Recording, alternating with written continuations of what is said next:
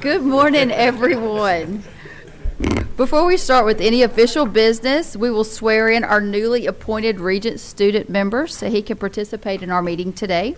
Our new member is Mr. Devesh Sarda of LSU Shreveport.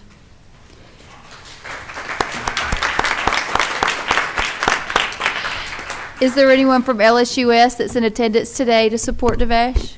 Please come to the front.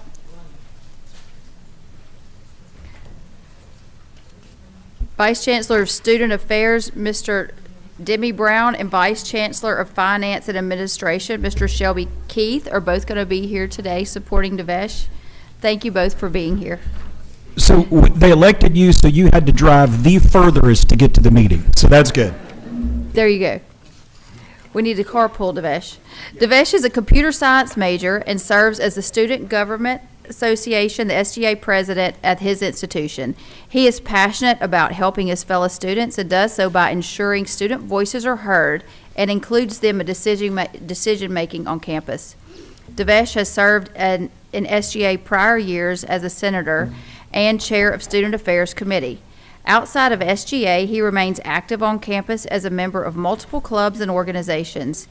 He has been recognized as the outstanding undergraduate student in computer science, software development, and he has been on the chancellor's list a multiple number of times.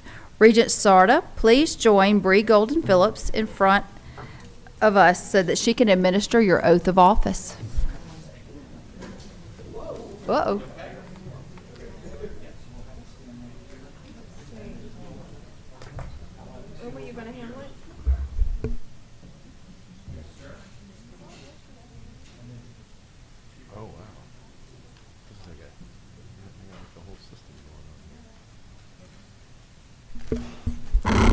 We're going to have Uma administer the oath of office.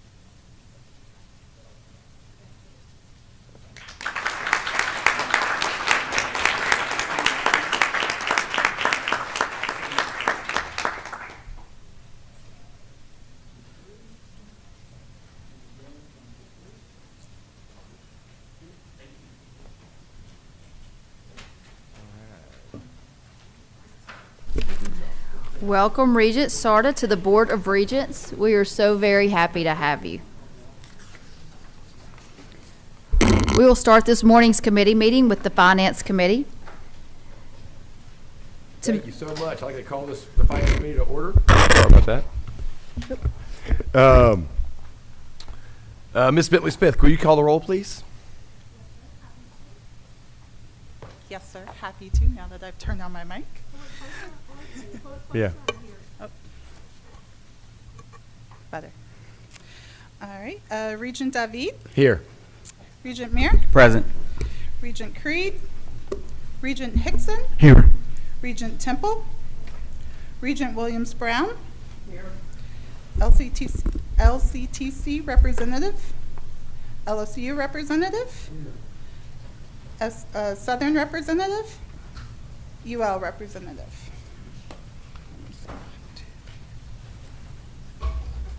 Do we need one more? I think we need one more. Regent Sterling, will you serve on the Finance Committee for today? Certainly. Happy to. And Regent Sterling. Thank you. Now we have a quorum. Thank you, Regent Happy to Sterling, for proceed. joining us. That's right. Our first item, really only item today, is the finance agenda is to review the approval of the financial year 2025-2026 operating budget distribution. As you know, Louisiana's fiscal year 26 operating budget was approved by the legislature last week. Ms. Bentley Smith will get further into those numbers, but we're happy to have and announce that we have a stable budget for higher education. So I guess, Ms. Bentley Smith, can you lead us through the presentation about our budget? Happy to. Thank you, Regent David. So this session, as you know, we were walking into it expecting a reduction, and I'm happy to say we did not get one. So Remember, we had that fear, what was a few months ago, talking about $250 million, having to figure out how we're going to make it. Yes, And sir. Thank goodness the legislature sir. and the governor saw fit to stabilize our budget. Thank you. I'm sorry about that. Yes, sir. Yes, sir. So I am very happy to say that did not come to fruition. Governor Landry requested that state agencies walk in with a standstill budget, which is exactly what we did, and we were lucky enough to receive some additional funding. As noted, we received about $25 million in one-time funds for the current year, with an addition of about $3.5 million for next fiscal year. That's inclusive of about a $7 million increase in state general fund and a decrease in statutory dedications, which is reflective of the actions taken by the REC. I do want to make note that this budget does include full funding for TOPS. It maintains our funding for Foster Scholars and Go Grants at $10.5 and $70.5 million respectively, as well as it does add $2.3 million for our Patriot Scholars, which supports our National Guardsmen. Do we think the TOPS budget will be affected significantly by the new legislation changing the grading scale for certain schools? It may. Within the TOPS budget as it stands, it is inclusive of all of the legislative action that has taken part. But in working with the budget office for next year, they are prepared to increase that for next year as needed. I know my son was excited about that. He got his first B, but it was a 93, so now he's back where he needs to be. Quick. I think we've all had those conversations with our children. So one quick question. If we, does this allow the new formula to be run? No, sir, it does not. Okay, that was my concern. So unfortunately, we did not receive additional funding for our formula. So as a result, that will not be implemented until the following fiscal year. So fiscal year 27. Yes, sir. Thank you. All right, so starting off with our current year, our supplemental one-time state funds, and state funds is inclusive of both statutory dedications as well as our state general fund.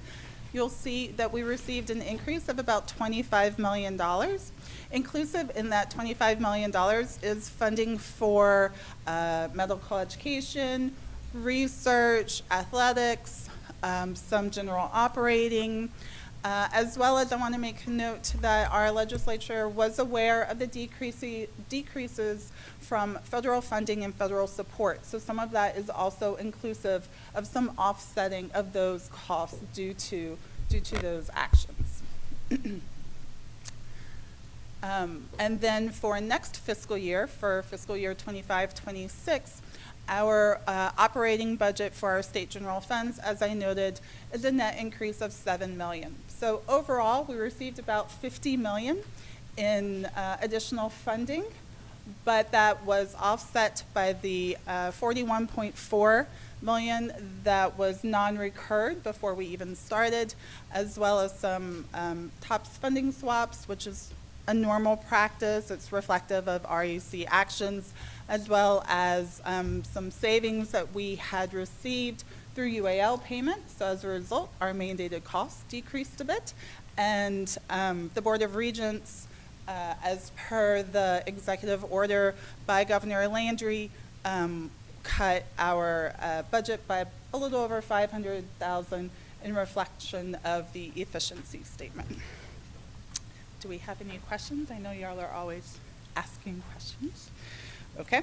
I do want to just let y'all know, as you might recall, we did ask for $142 million. That was our budget request.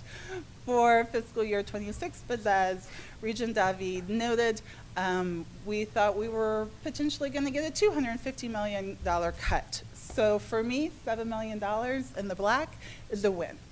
So I think our institutions and our systems are quite happy with this. I do also want to make note that the debt payments for UNO were funded at $20 million with an additional $3 million for deferred maintenance. Debt. Debt, yeah. Sorry, not step, debt. It will, the legislature is aware that they may need additional funding, but they are awaiting to see the audit reports. And those actions, the LSU received funding for those audits to be completed, at which time the legislature will take additional steps if needed. All right, so a couple of things I wanted to note with our operating budget distribution across all of our means of financing. Within HB1, there was legislative action taken that all state agencies are to be cut by $10 million within our personal services expenditures. So that would be our salaries and benefits. So across all state agencies, there will be a $10 million decrease. That does not mean a $10 million decrease to higher education.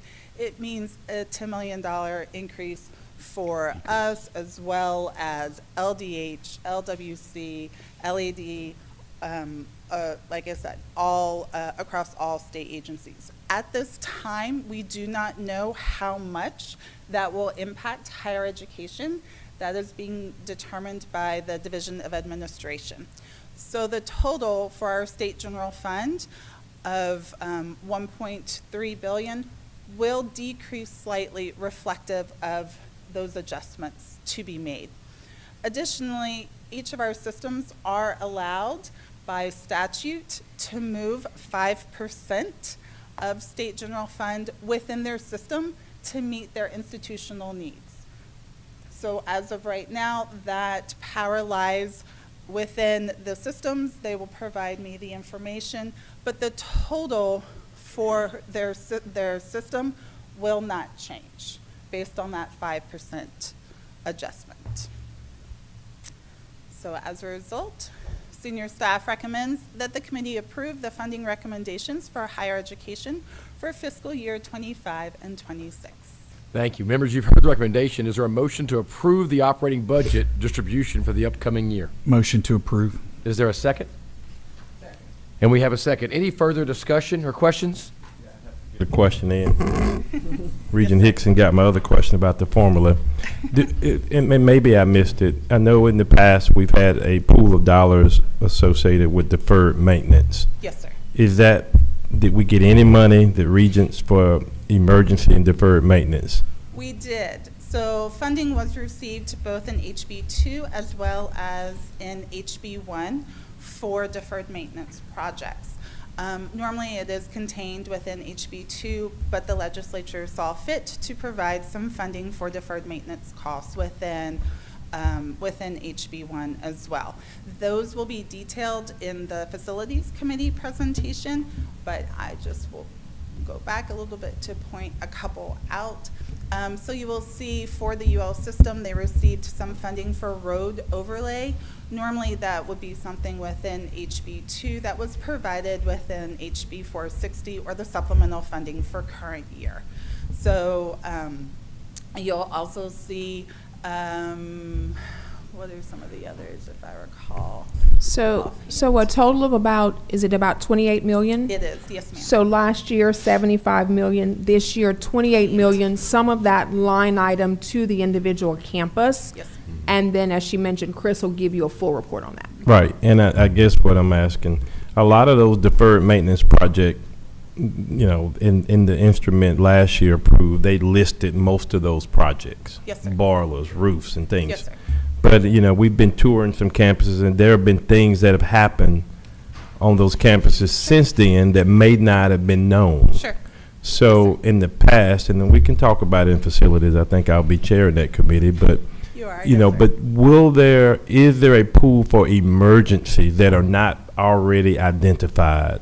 So there were a couple of responses to that. One is each of our institutions are able to return to JLCB and request any changes based on any type of emergency situations just like that.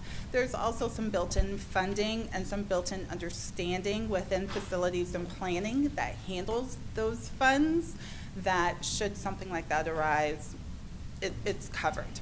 Additionally, during this past legislative session, some legislation passed, including the job order contracting bill, and Chris will get into detail about that. But that will, in the future, allow our institutions to basically do a procurement in order to do very small, cost-effective actions. So if they have an HVAC that needs to be fixed, it costs maybe about $1 million.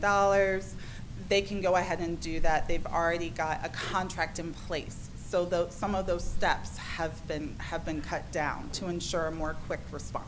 Okay, and I'll ask because I know that the process for procurement certainly is going to be much better when that process is actualized. Yes. The issue is with the standstill budget, Yes. increase in costs, increase in utilities, increase in the retirement and matching and pension and all those things. So, which is good that we're standstill, Yes. and we know that it's going to be 10 million shaved across. I know what's happening around and some of that, but there's some of these institutions that have struggled to make payroll, Yes, sir. and they've got some high costs, they got some challenges, and so I'm just asking to make sure that those of us who've been around on those tours, that we look for opportunity how we can help these institutions. My tour from UNO, I didn't make the one with the chair, but I had one recently, and just a little.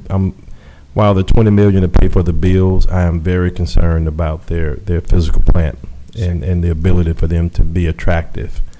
Sure, So- and we appreciate that. Part of that 5% that I noted, that our systems are able to move around, sometimes those decisions are reflective of exactly that type of concern as well. You just know that everything that I think keeps every single CFO up at night at all of our institutions, including myself, because yes, our risk management costs are increasing. General inflation is increasing. The cost of living is increasing. So we are very much aware of the implications of that. And speaking with our legislators, when Chair Cordell and Commissioner Reed and I would go speak with the finance chairs, they too echoed those same sentiments, Regent Aubrey. They're very much aware of that. Yes, sir. All right, thank you, Mr. Chairman. Thank y'all. All right, we have a motion and a second. All those in favor signify by saying aye. Aye. Opposed, say nay. Motion passes. Any other business come before the committee? No, sir, not at this time. All right, then we are adjourned. Thank you. Next up is the Audit Committee. Regent Williams Brown, will you please call your committee to order? I'd like to call the Audit Committee to order. Ms. Bentley Smith, will you call the roll? Yes, ma'am, I'm happy to. Thank you. Regent Williams Brown, Here. Regent Creed, Regent David. Here. Regent Finley. Here. Regent Hickson. Here. Regent Shemaya. Here. We have a quorum. Thank you. Next up is item 3, the internal audit presentation. We'll hear updates on the internal audit for the Board of Regents Agency Human Resources and a follow-up on internal audits. This item is for informational purposes only and requires no vote. Ms. Bentley Smith, please proceed. Thank you. I am happy to turn this portion of our presentation over to our wonderful internal auditors from Eisner & Amper. So, Kristen Bork, it is your floor. Thank you. Okay. So today we'll start with our overview of our audit of the human resources function. So this engagement consisted of separate audits of the processes performed at each program in addition to the centralized processes that occur at Regents. Our scope focused on the processes particularly of onboarding, pre-employment screening, and salary determinations. So to complete our procedures, our team obtained and reviewed available policies and procedures and other HR-related forms or documents. We conducted interviews with key personnel in that area, and we performed testing of a sample of new hire files as well.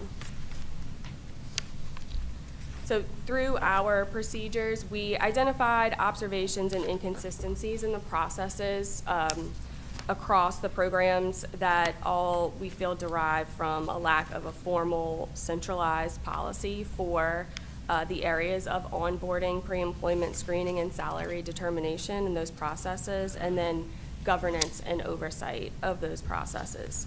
Although there had been policies and procedures and some forms that did exist for some areas and processes at some of the programs, our recommendation is that there is a centralized policy that dictates and governs what the minimum requirements and expectations should be across all human resources function for the agency.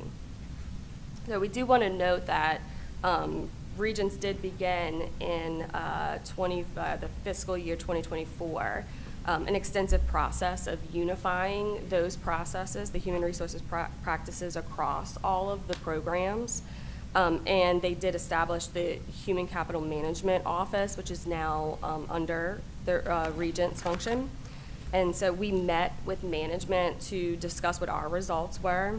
And they will be continuing their efforts to centralize and unify those processes and document and develop what that centralized policy needs to be to allow for better clarity and oversight from their part. So once we receive their formal action plans, our next step is to just, we will then issue our final report to the committee and management. We've included this here just for your reference of our risk rating and the definitions associated with those. Any questions on the results of our engagement? Okay, hearing none. The last item is just a status update for what our follow-up audits are. So included in our annual audit plan every year is follow-up on management action plans and observations that were identified through prior audits that we had completed. And so the list of those that are included in this year's plan are listed in this slide. These are also in progress, and we anticipate them to be completed by this fiscal year end. Any other questions for me, internal audit? Hearing none, thank you very much.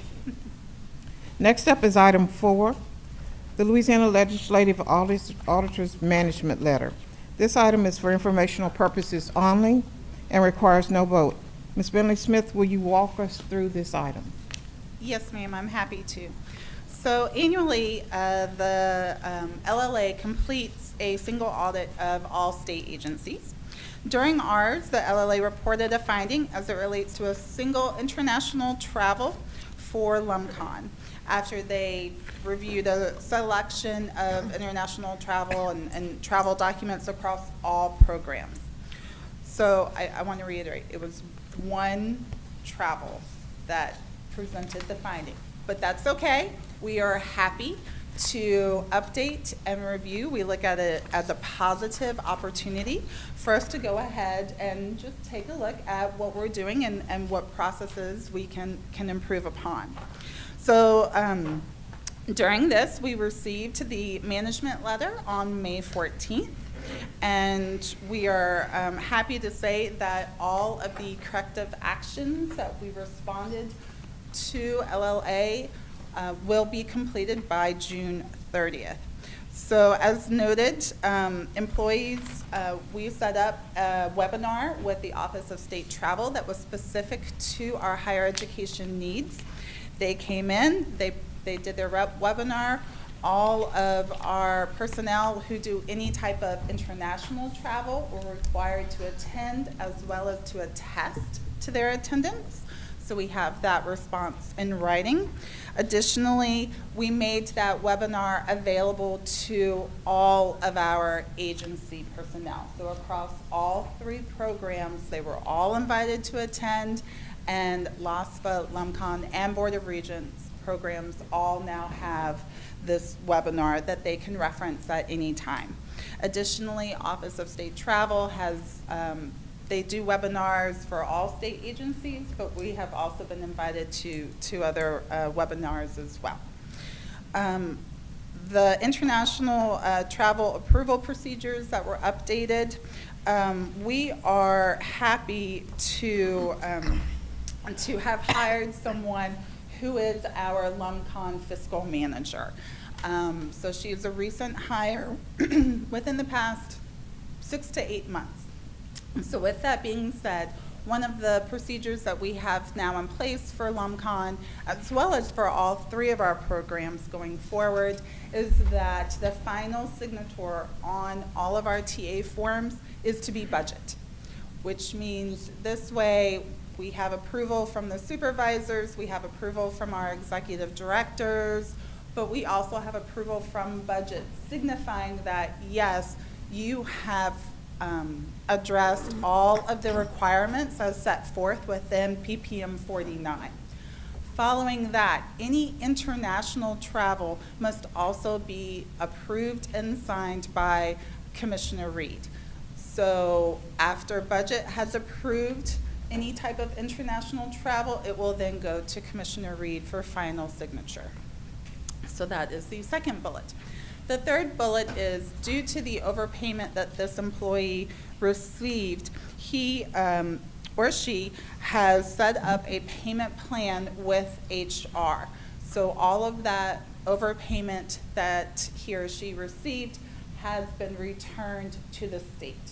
We are, as I tell the LLA, we know that we must be good stewards of taxpayer dollars, and that is exactly what we're doing by taking these actions and taking them as seriously as we have. So as I noted, all of these corrective actions will be completed by June 30th of this month. I have a question. Yes, ma'am. Just so I'm clear, I thought you said that, but it's one incident, not a pattern? Correct. It was one out of their selection. But as I noted, one is enough for us. Actually, one is too much for us. So, any other questions? Thank you. Is there any other business to come before the committee? No, ma'am, not at this time. Hearing none, is there a motion to adjourn? So moved. A second? Second. Thank you.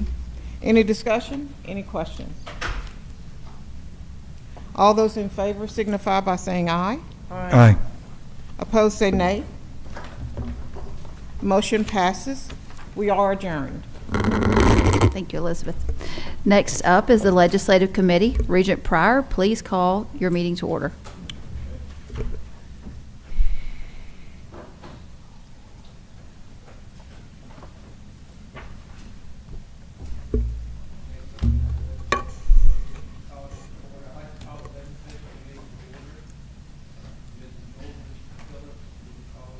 Thank you, Regent Pryor. Regent Temple, Regent May, Regent Aubrey, Here. Regent Finley, Here. Regent Pryor, Regent Reeves, Regent Sarda, LCTCS Representative, LSU Representative, SU Representative, UL System Representative. At this time, we don't have a quorum. We have a quorum. Okay, I have a quorum. I'm saying corrected.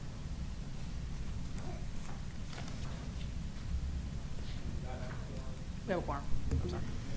Count us off. Moving on to item 3, our final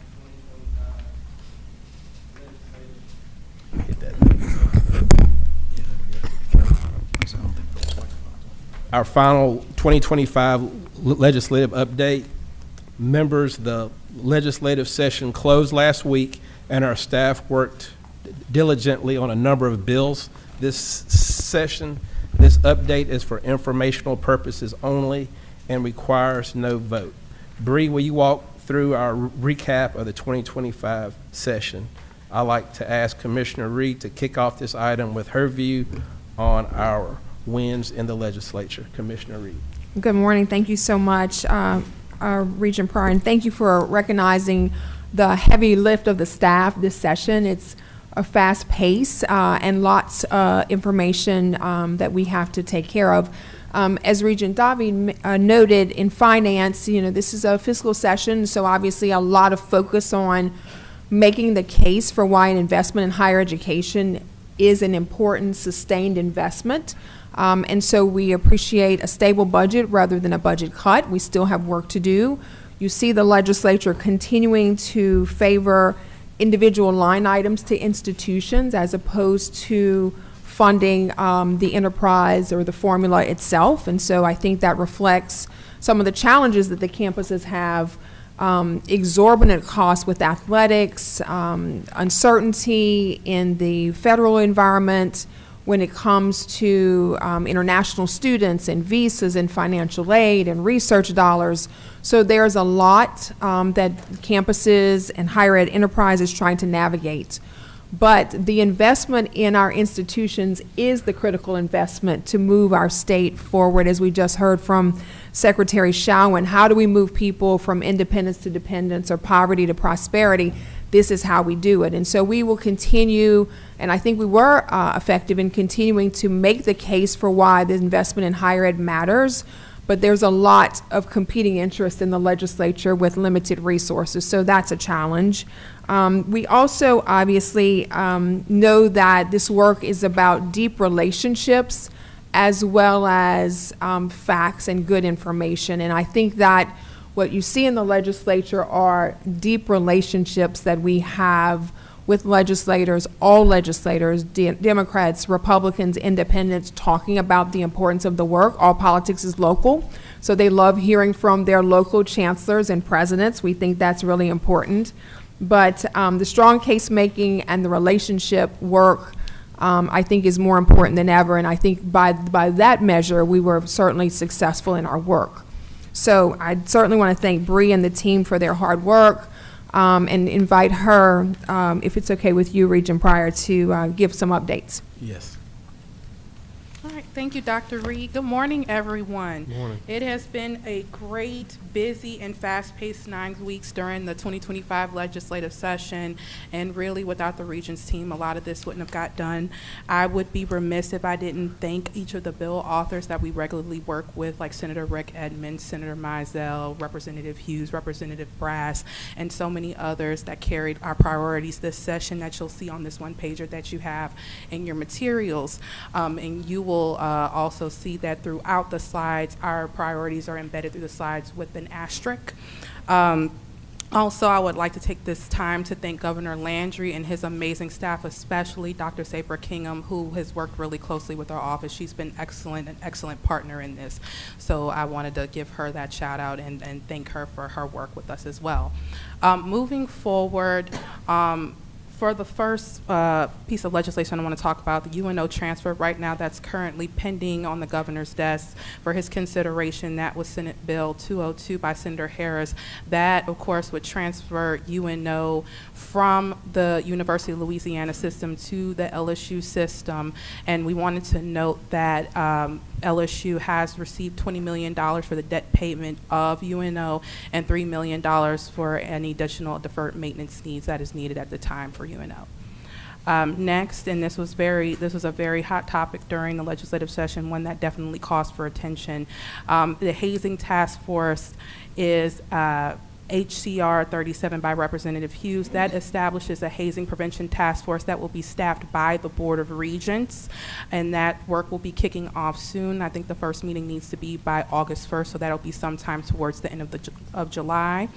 Next is HB 279 that has been signed into law already. That is the hazing training that has been authored by Representative Boyd, and that will require public post-secondary institutions to do 2-hour anti-hazing prevention training on their campuses, and that will have to be done by student organizations with additional follow-up and reports to the institution to make sure that they're in compliance with this. As of note, Regents will be working on providing a 2-hour training for the convenience of the student organizations on campus. So right now that is under development at this time. Next is something that is a huge, huge win. Of course, you know we love Representative Turner. We will always say that. He is our deferred maintenance champion, and this is something that he championed the whole legislative session to make sure that all that deferred maintenance money we got last year is put to good use and done effectively and efficiently with job order contracting. That is now Act 88.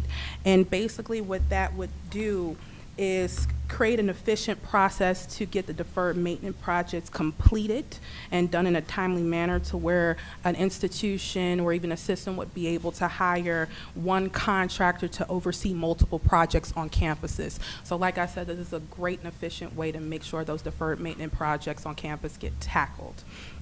Next is something that is also really near and dear to us, something that Senator Edmonds carried for us, Senate Concurrent Resolution 38. This will create a career alignment task force, and that task force will also be starting off soon.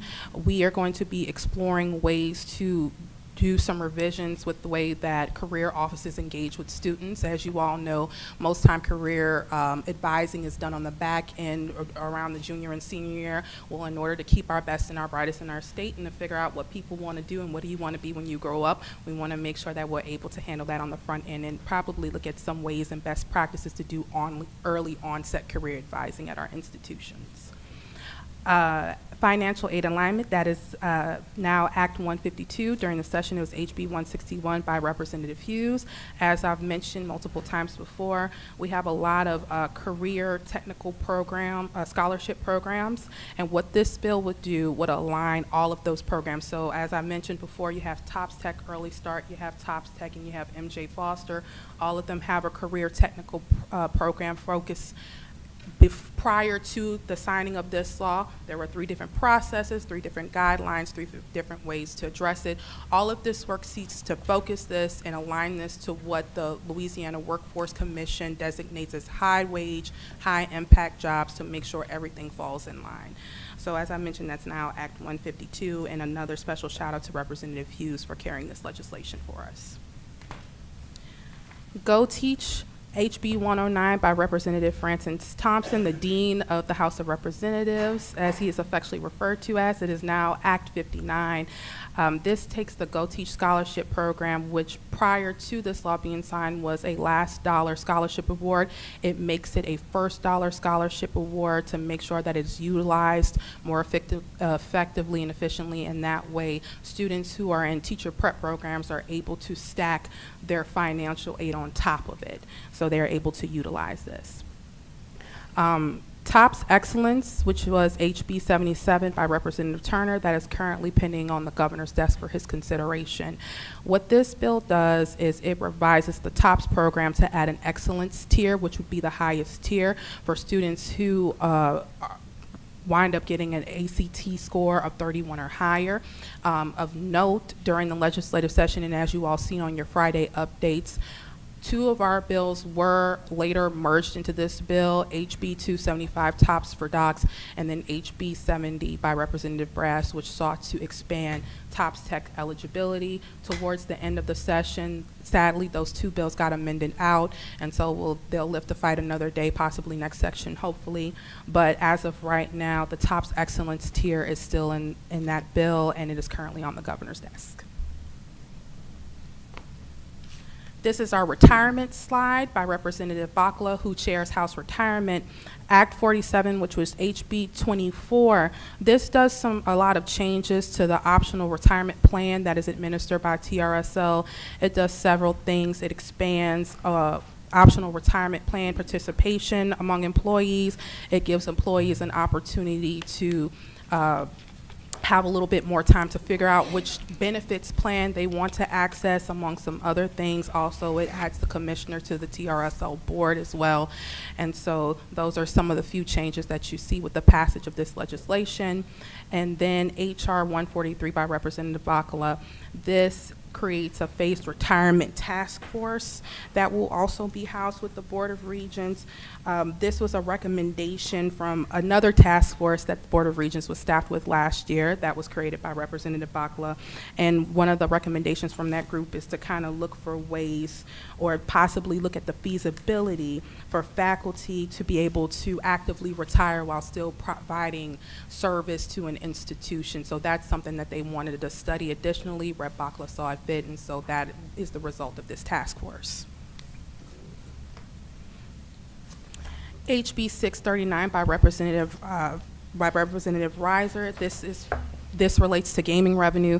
What this would do was dedicate 25% of monies that are generated from online sports wagering to be divided up among institutions that have Division I programs. Off the top of my head, I think that impacts about 7 or 8 institutions, and they would possibly be able to get around $2.5 million, around that number. And then also in this bill, it dedicates 3% of monies generated by online sports wagering to the Louisiana Post-Secondary Inclusive Education Fund. And with that being said, I do want to take your attention to this one pager right here that gives some highlights on the fund and some success stories associated with this fund. At this time, I would be remiss if I didn't thank Senator Boudreaux, who is someone that we regularly work with in this office. He authored the Post-Secondary Inclusive Fund in 2022.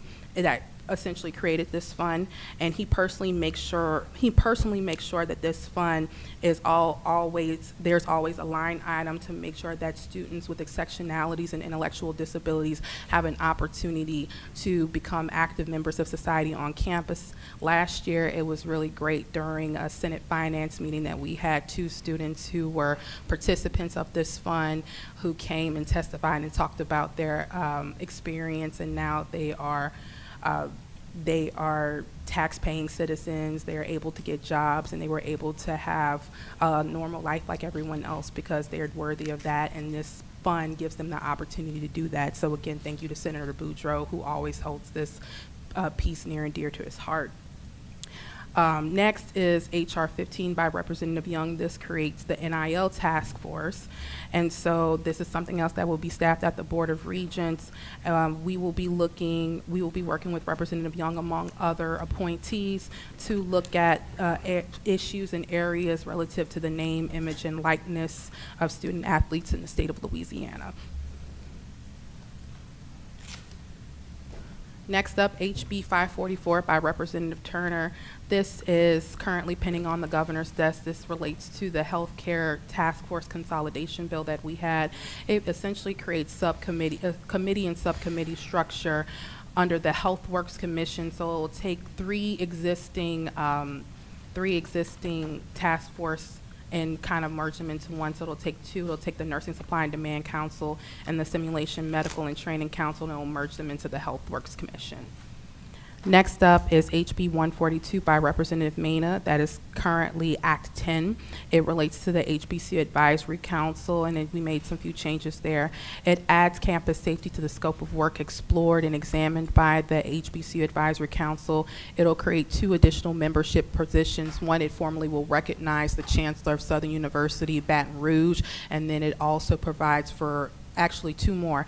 It'll add the president of the Louisiana Black Caucus Foundation in addition to an at-large member. And then it also provides for student member travel support. We have a student member that sits on this council, and just to make sure that that student could regularly come to these meetings, we wanted to be able to provide that optional piece of support if needed. Next is HB 71 by Representative Brass. That relates to the dual enrollment task force that the Board of Regents currently staffs. That's now Act 51. It will revise the membership of the dual enrollment task force. It adds 3 new members. It adds someone from the Pelican Institute, Elevate Louisiana, and Leaders for Better Louisiana. Senate Bill 72 by Senator Reese deals with LCTCS bonds. That is currently now Act 35. It deals with the issuance of bonds to finance certain capital improvement projects that are within the LCTCS system. HB 473 by Representative Emerson is now Act 222, and that deals with the support fund. As of right now, what that law will deal with is repealing certain funds in the state treasury. To note, it would repeal the Kevin P. Riley Sr. Louisiana Education Quality Trust Fund that sits at the Board of Regents, and additionally other related subfunds, including WRSIF. And it would apply monies from those funds to unfunded accrued liability as well as the teacher's retirement. And then lastly, last two, Senate Bill 100 by Senator Blake Miguez. This is currently pending on the governor's desk for consideration.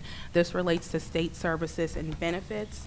What this bill does, it requires certain state agencies, which explicitly does indicate higher education. They would need to determine the legal status of people receiving state services and benefits, and from that determination, they would need to report the amount of money of those who have been identified as illegal aliens or unaccompanied children.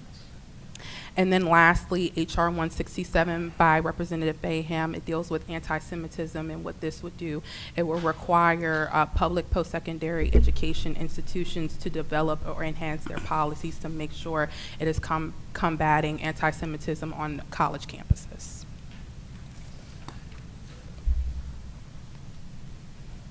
And that is my report. All right, thank you. I do have a question for you about one that you mentioned, the TOPS for docs. And I believe that had been mentioned at a previous board meeting that would allow students who don't use their TOPS scholarships for undergraduate to use it for graduate school. What was the argument against that? Do you recall? Well, You want to go ahead? funding.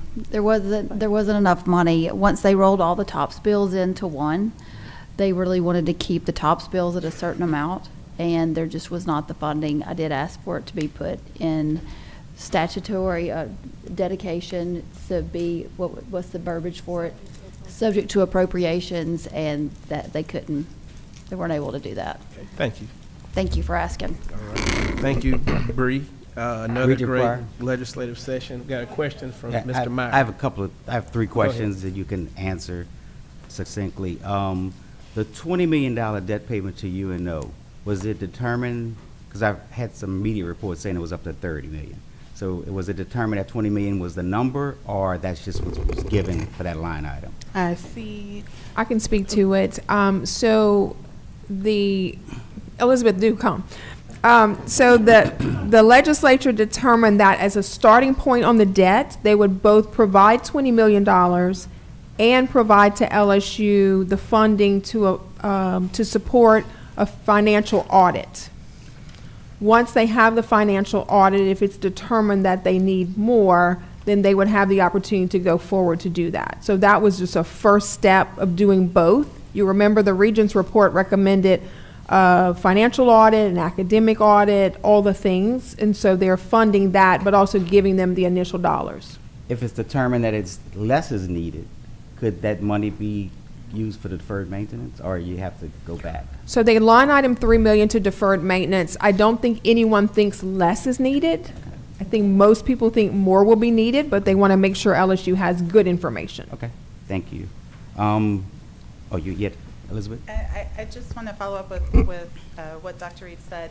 Also within the legislation, it specifically states that that $20 million, if you recall, I spoke about that 5% being able to be moved within the system, that ULS is not able to augment any funding that was provided to UNO for those debt payments. So they're not able to make any changes to any funding provided to UNO for this current or coming fiscal years. Okay. Can you put that in layman's term? What are you saying? The money allocated to UNO cannot be spent with anyone else In the system. in the system. regardless of the law that allows the systems to move 5%, they put guardrails around the UNO money and said, but not for this money. Got it. Yeah. Yep. Two more questions, Bree. The Boyd Bill, 279. I heard you correctly. We're developing the curriculum for the. We're offering it as a resource. So the bill, I do want to say that the bill doesn't explicitly require the Board of Regents to develop a training. However, we do have someone in our office that has previously worked with hazing and the development of those laws, not particularly this bill, but once hazing, the Maxwell-Groover laws passed, she has been continuously working in this work. So as a resource and something of convenience to the institutions, that is just something that we are developing. What the law requires on top of their 2-hour training, it's something that a student organization would have to develop their own training. Of course, we know with sororities and fraternities, most of us already have our own trainings required that come from national. However, you have other student groups that may not have that. For example, like Fellowship of Christian Athletes. They don't mean a lot, and that's not something they would probably have already developed. So as a resource and a part of being, helpful, that is something that we are currently working on. Okay. And the last question, I just need to roughly know who makes up the hazing task force roughly for the Act 174, I believe. So off the top of my head, I will say that it is quite a large task force. There are about 11 legislators that are going to be sitting on their task force in addition to from the systems.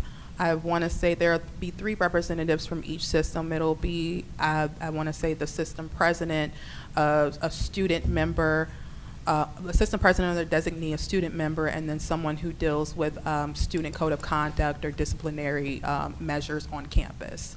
So it's quite a few people. I think the Attorney General will be sitting on that as well, in addition to possibly Louisiana State Police. So it's quite a few people off the top of my head that will be sitting on that task force. Okay. Thank you, Bree. Thank you, Regent Pryor.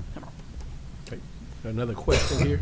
So continuing on the question for the hazing requirements, just to clarify or get some clarification, if an organization is already doing 2 hours of hazing prevention, are they still required to do the course that we create from the Board of Regents? No, this is only offered as a resource. If an organization doesn't do that already, rather than to develop a training, they could use one that we would provide as a resource for them. But if a student organization already has training that they already do, that satisfies the mandate by that bill. Okay, thank you. No problem. Yeah, Elizabeth, you can probably stay for this one as well. Related to, Regent Meir and I both represent the congressional district that covers down in New Orleans, particularly the UNO-SUNO piece. I will be asking for a little bit to pull the layers back a little bit more on the UNO and the debt piece. And I look at the summary, I see the $13 million in HB1, and I guess there's another 6 something somewhere else. Yes, sir. That would get us to the $20 million. So yes, I will be asking, and I'll just send the email or something just to give me some little bit more background of what does that debt look like? Is it more into just general things or whatever the case? The other piece for me is seeing in these adjustments, and I get it, the institutions are doing what they have to do to fight the formula. We get funded at a certain level, but some little more information, and maybe someone from Southern University that could speak to it, like at SUNO.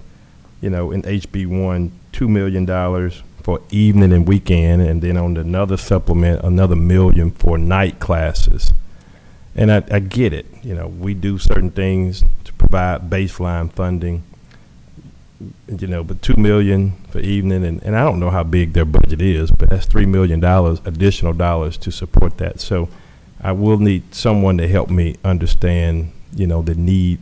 That's a lot, probably for a campus that size, additional dollars for that.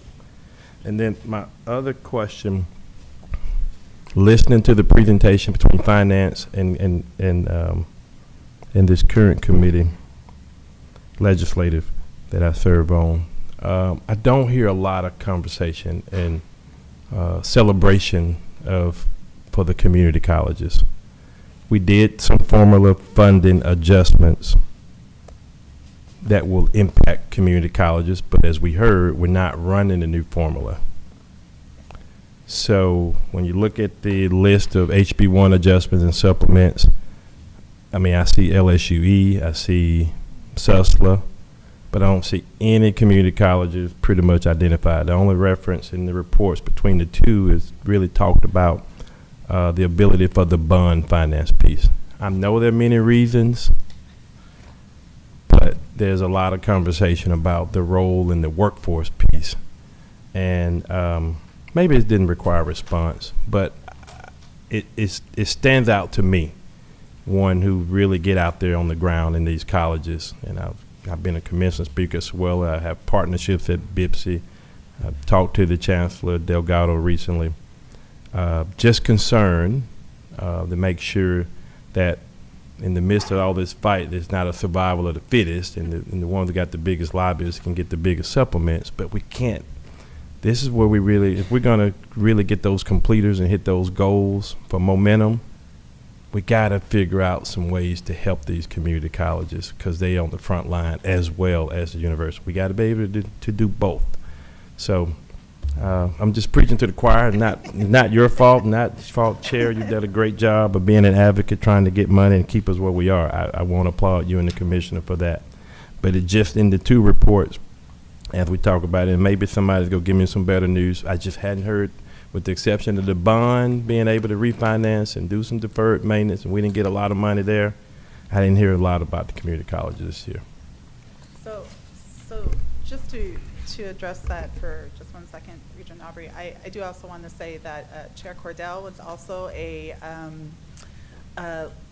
loud megaphone on over at the Capitol, a squeaky wheel as well. As you know, the Board of Regents works on behalf of all of our systems across the entire state for higher education. And every time we were in a meeting with any legislator, and I know Bree can attest to this, Dr. Reed, and as well as Chair Cordell can attest to this, that is exactly how we phrase our requests, is that this is on behalf of higher education for the state, but also recognizing our place within, as you noted, Regent Aubrey, workforce development, that we are key collaborators in that regard, and we work very closely, as Secretary Schoen spoke this morning, with LWC as well as with LED. And I can attest that the LCTC system also is working very closely with LED with their Fast Start program, as well as with LWC. I totally agree, and Chair and the Commission done a great job, but we got to follow the money. And we charge these community colleges to start fiber optics training program. I know that for a fact, and we've supported it from our foundation and done things to support it. And we were hoping to get some federal dollars for broadband deployment, but as we know, that program has been pulled back, and non-deployment dollars have been removed from the eligibility requirements. So we had 6 community colleges with programs that, the previous administration was trying to get $50 million is going to help augment and provide more workers to support this budding industry as companies like AT&T is deploying. My concern is, again, we fill gaps in these other programs and we see to help audits and do things, but what's going to happen to those programs? Those colleges now have to absorb all of that faculty, staff, resources with no funding. And so I'm just preaching to the choir. I mean, I'm listening, and like someone said earlier, we're just looking at the data. And the data shows that we just didn't, they should probably not having a big celebration this year unless they grow enrollment. Well, I in response to the broadband funding, I know that Governor Landry is also being a squeaky wheel to President Trump. He called me. He called me about it. I get it, but the money is not there. We start July 1. They're hiring faculty. They got to order resources. I mean, I hear it. I just want to put it on the record. So let me just say that we certainly can have follow-up conversation. The chair and I were in specific meetings about the mega projects that are coming to the state, the importance of LCTCS, having the training to support those programs, You're right, the dollars are not there. Also, no new dollars for MJ Foster, which we also advocated for. So there's clearly more work to do in understanding why we were not successful in that area, but we were not successful in that area, for sure. Thank you. Thank you. All right. Thank you all. Anybody else? All right, Mr. Starnes. Hit your mic on. Hit your mic on, Remy. Hit that that little silver button on the microphone. On the microphone stem. I'm sorry. The bill transferring UNO to the LSU system, is that the bill that had the fiscal note of $81 million? I believe it, I'll have to double check offhand. I don't recall it being $81 million. If it was, it might have been 81 over multiple years. I think it was over a few years, Yes, but sir. it's like an $81 million fiscal note on the transfer. And my understanding is that the $20 million was something that's easily going to cost for this transfer. And the purpose of the audit was to see if it's more or less than the difference between $81 million and 20, and it's likely to be a lot more.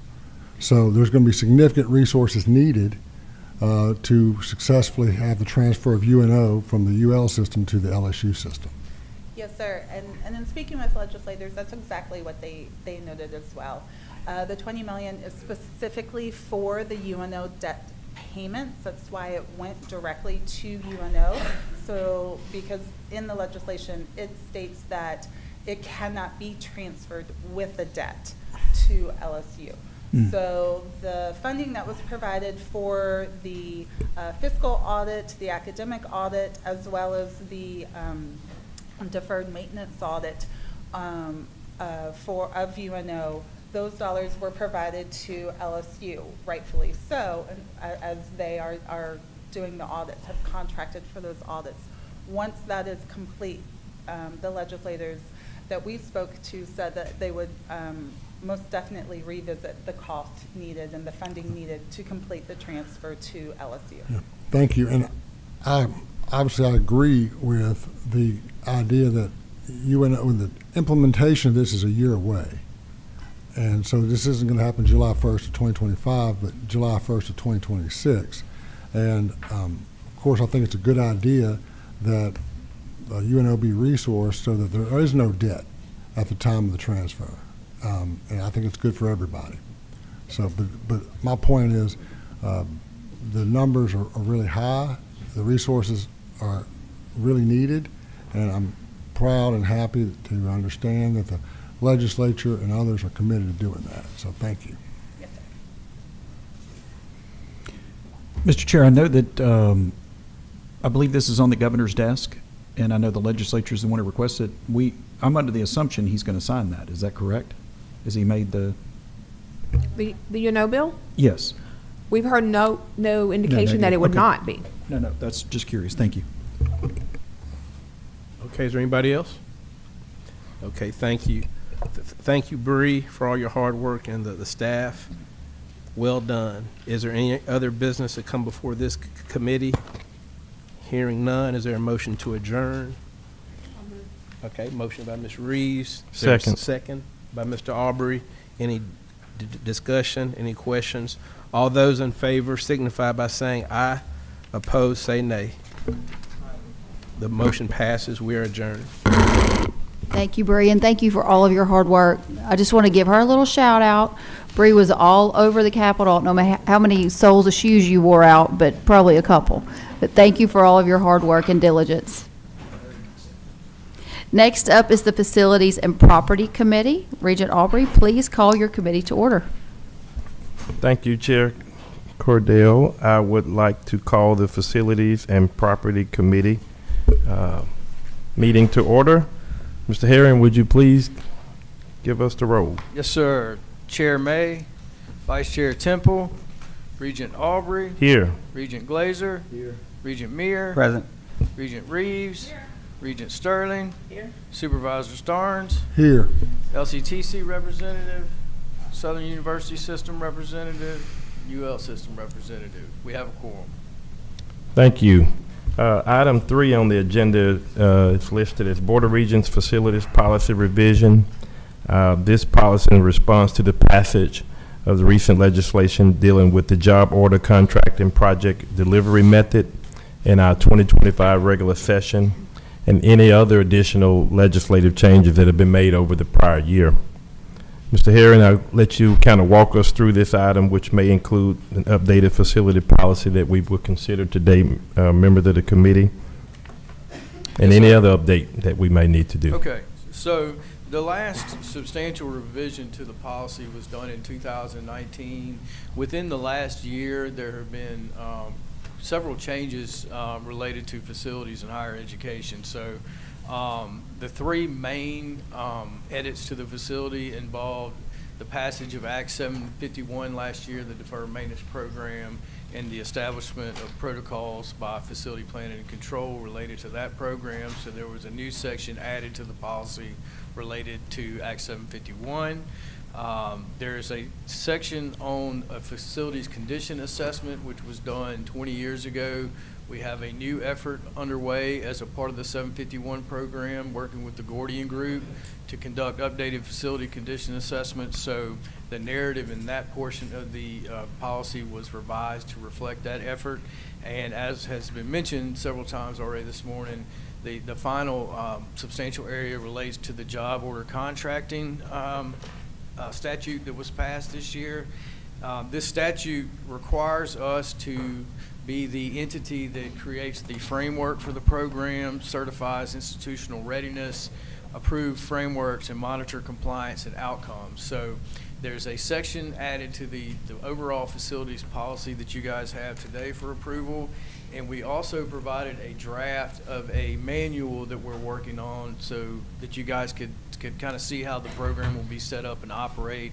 And we'll bring the full manual back for board approval in August, which will include several appendices from the required RFQ that has to be issued for selection of a contractor, a boilerplate job contract, individual task order forms, reporting, and compliance, I think, is the last appendice. So we'll have that formal policy brought to you in August of this year. We're working with the Office of Facility Planning and Control in each system to develop this policy. Just a little bit more on job order contracting, kind of what was mentioned. You basically establish a contractor on call to address the types of projects that you, Region Aubrey, are referring to. So it's known as an indefinite quantity, indefinite delivery method of procurement and contracting, which basically means we don't know how many jobs we'll do within the contract time frame or when they might happen, but as long as we're in the parameters of $5 million, in the policy it will establish a maximum contract of $5 million for an initial period of 2 years, and they can renew up to 3 additional years for a total 5-year term.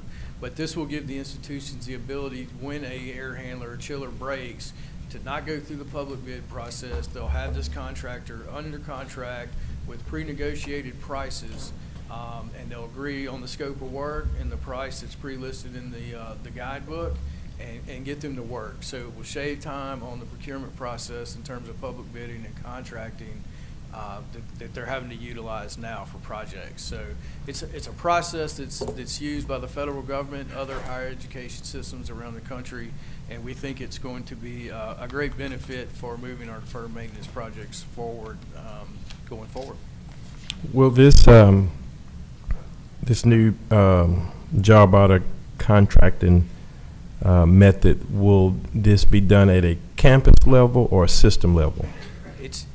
It's open for both. The legislation geared more towards the institution level, but they do have the ability to use, say, LSU has a contract in place for job order contracting.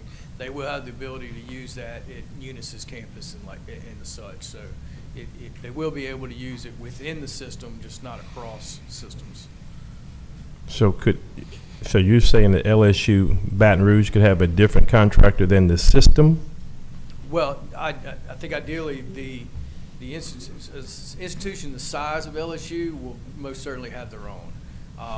An institution the size of Eunice, due to the volume of work and potential projects, it may be more beneficial for them to utilize the umbrella contract of main campus, or potentially Eunice and Alexandria have one that they work under, those two. So when we finalize this in August, September, will it specify that campuses, smaller campuses, could utilize an umbrella Yes. contract of the system? Yes. Okay. All right. Any other questions? Any comments, members of the committee? Yeah, you've heard the recommendation from Mr. Herring. We'd like to get a motion to approve the revision to the Board of Regents facilities policy so that we can start moving forward with being in compliance for this new project delivery method. So moved. Motion by Regent Sterling, seconded by Regent Glazer. Any other questions? Any other discussion? All in favor of the motion say aye. Are there any opposed? Motion passes. All right. Next item, what I talked about, House Bill 2 deferred maintenance funding update. And we went from, what, 70 million? We got, what, 20 this year? 25. All And right. a little additional with the UNO items. But yes, it was less than we anticipated, but we'll make it work. Absolutely. First, I'll start off with House Bill 2. As you can see up there, this is a summary of the number of projects by system that are receiving new state dollars within the construction bill. There are 52 projects with new state dollars in the bill. There's a total of 107 projects with an appropriation. Some of those are reauthorized lines of credit from the prior year. Some are funded strictly with self-generated revenue. So this chart reflects only those that are receiving new state dollars for fiscal year 26. It works out to be about $242 million in bond financing, with another $89 million in cash financing from all means of cash, whether that's state general fund, bond proceeds, capital outlay, savings fund. There's a variety of monies that make up the cash portion, but overall, the total for higher education is $332 million in new dollars, which represents a slight increase from what was received last year. So there's positive news there. I will point out too, in light of your earlier question, Regent Aubrey, related to the LCTCS. As was mentioned, a bond bill was passed allowing them to pursue projects outside of House Bill 2. The way that bill is structured, it authorizes up to $43.9 million per year for the completion of 8 projects. So there were 3 projects originally in House Bill 2 that were removed from the bill, as they'll be pursued through the bond bill. And there's also a project related to the Donaldsonville Hyundai project for River Parishes Community College that is funded under Louisiana Economic Development. So that's not reflected on the chart above. But the bond bill requires the institutions to provide a 12% match on all projects before they get going. So they were successful with that approach in their last bond round of projects. So the institutions will have some skin in the game when it comes to moving these projects forward as well. On the deferred maintenance front, it was mentioned we received $25 million in new dollars for this fiscal year. A portion of that will go towards completing the higher ed-wide facilities condition assessment that's looking at deferred maintenance, space utilization, and that effort is underway and should be wrapped up by June of next year. So that's the deferred maintenance front. Again, it's less than we anticipated, but we will make it work, and it will allow us to pursue some additional projects this year going forward. So I'm happy to answer any questions on House Bill 2 or the deferred maintenance funding. Yep, this is for informational purposes. Are there any questions from members, committee members, or any regents? I've got one, Chair, if you'll allow me. So in terms of deferred maintenance, I know that $3 million is going to the LSU system for the UNO deferred maintenance. Is that still counted in that 5% that LSU system can transfer? No, this money can't be transferred either. It's line items specifically for deferred maintenance, so it will have to go for that purpose. Okay, thank you. We like that. All right, any other questions? All right. Thank you for that update, Chris. And now, item 5 involves an update on our campus safety assessments. To present this item, we have guests from the National Center for Biomedical Research and Training. Again, this item is for informational purposes only and would not require a vote.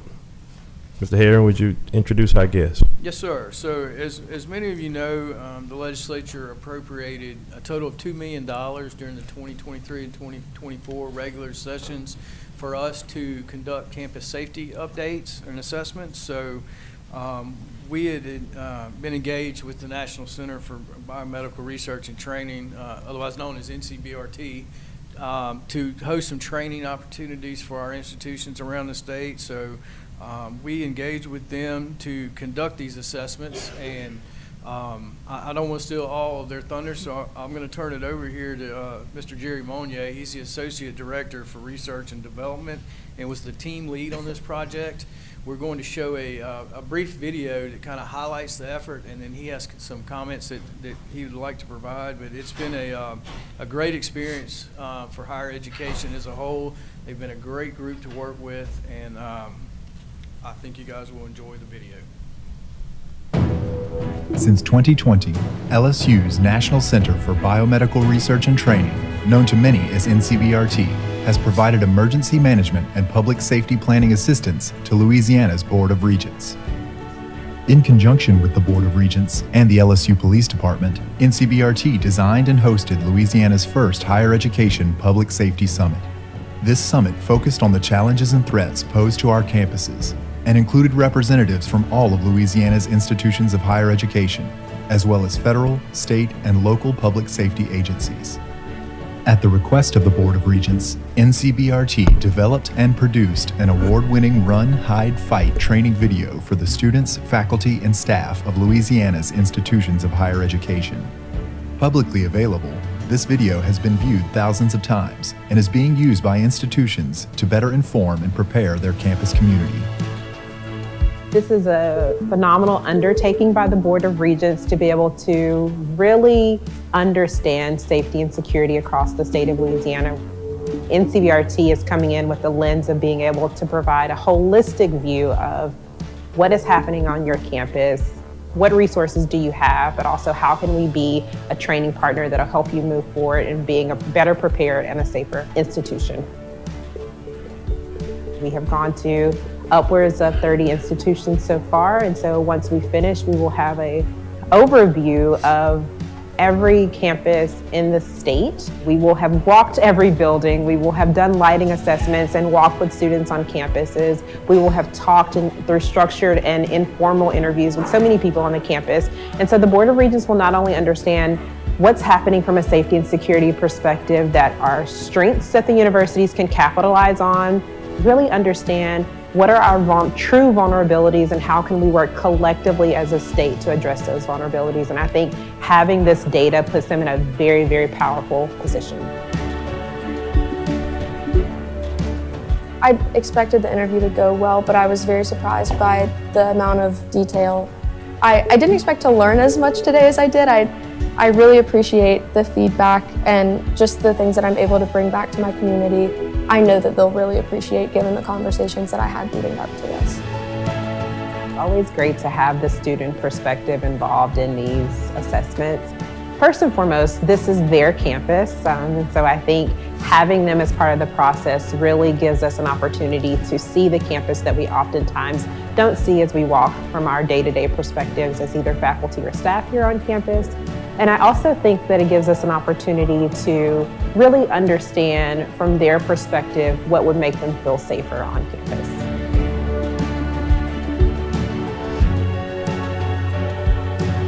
This has been a phenomenal project. I mean, I think that what we are doing really has the potential to change the preparedness paradigm for the state.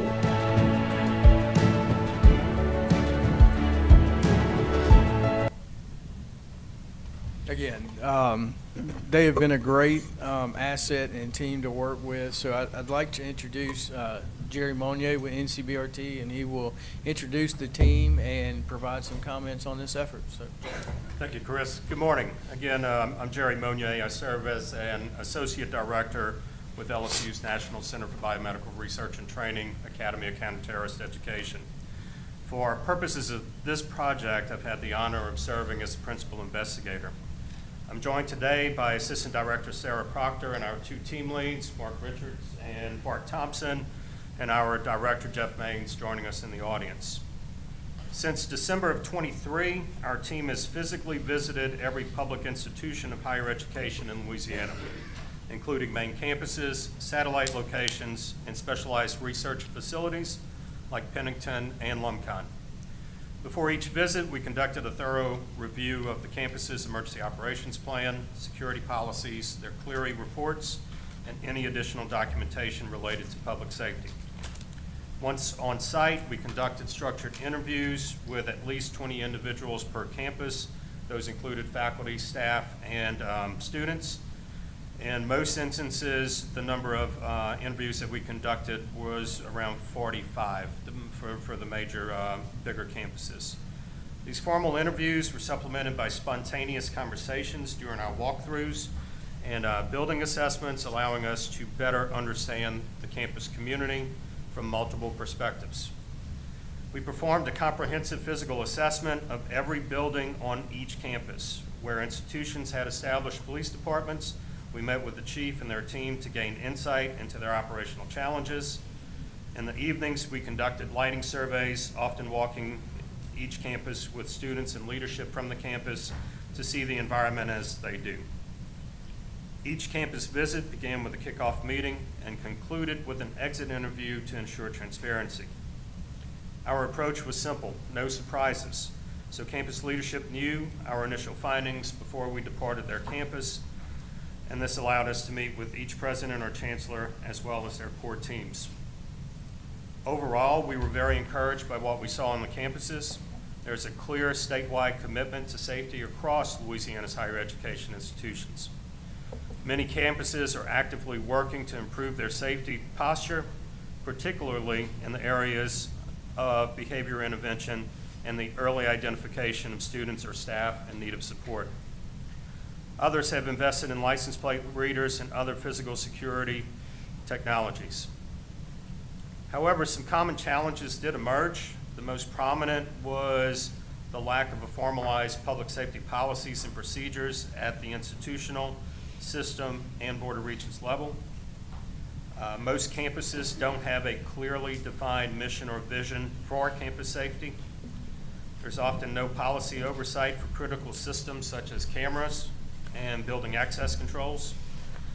For example, when we were looking at cameras, minimal guidance around how they are installed, who determines where they're installed, who maintains them, or how footage is managed, maintained, or provided for evidentiary purposes.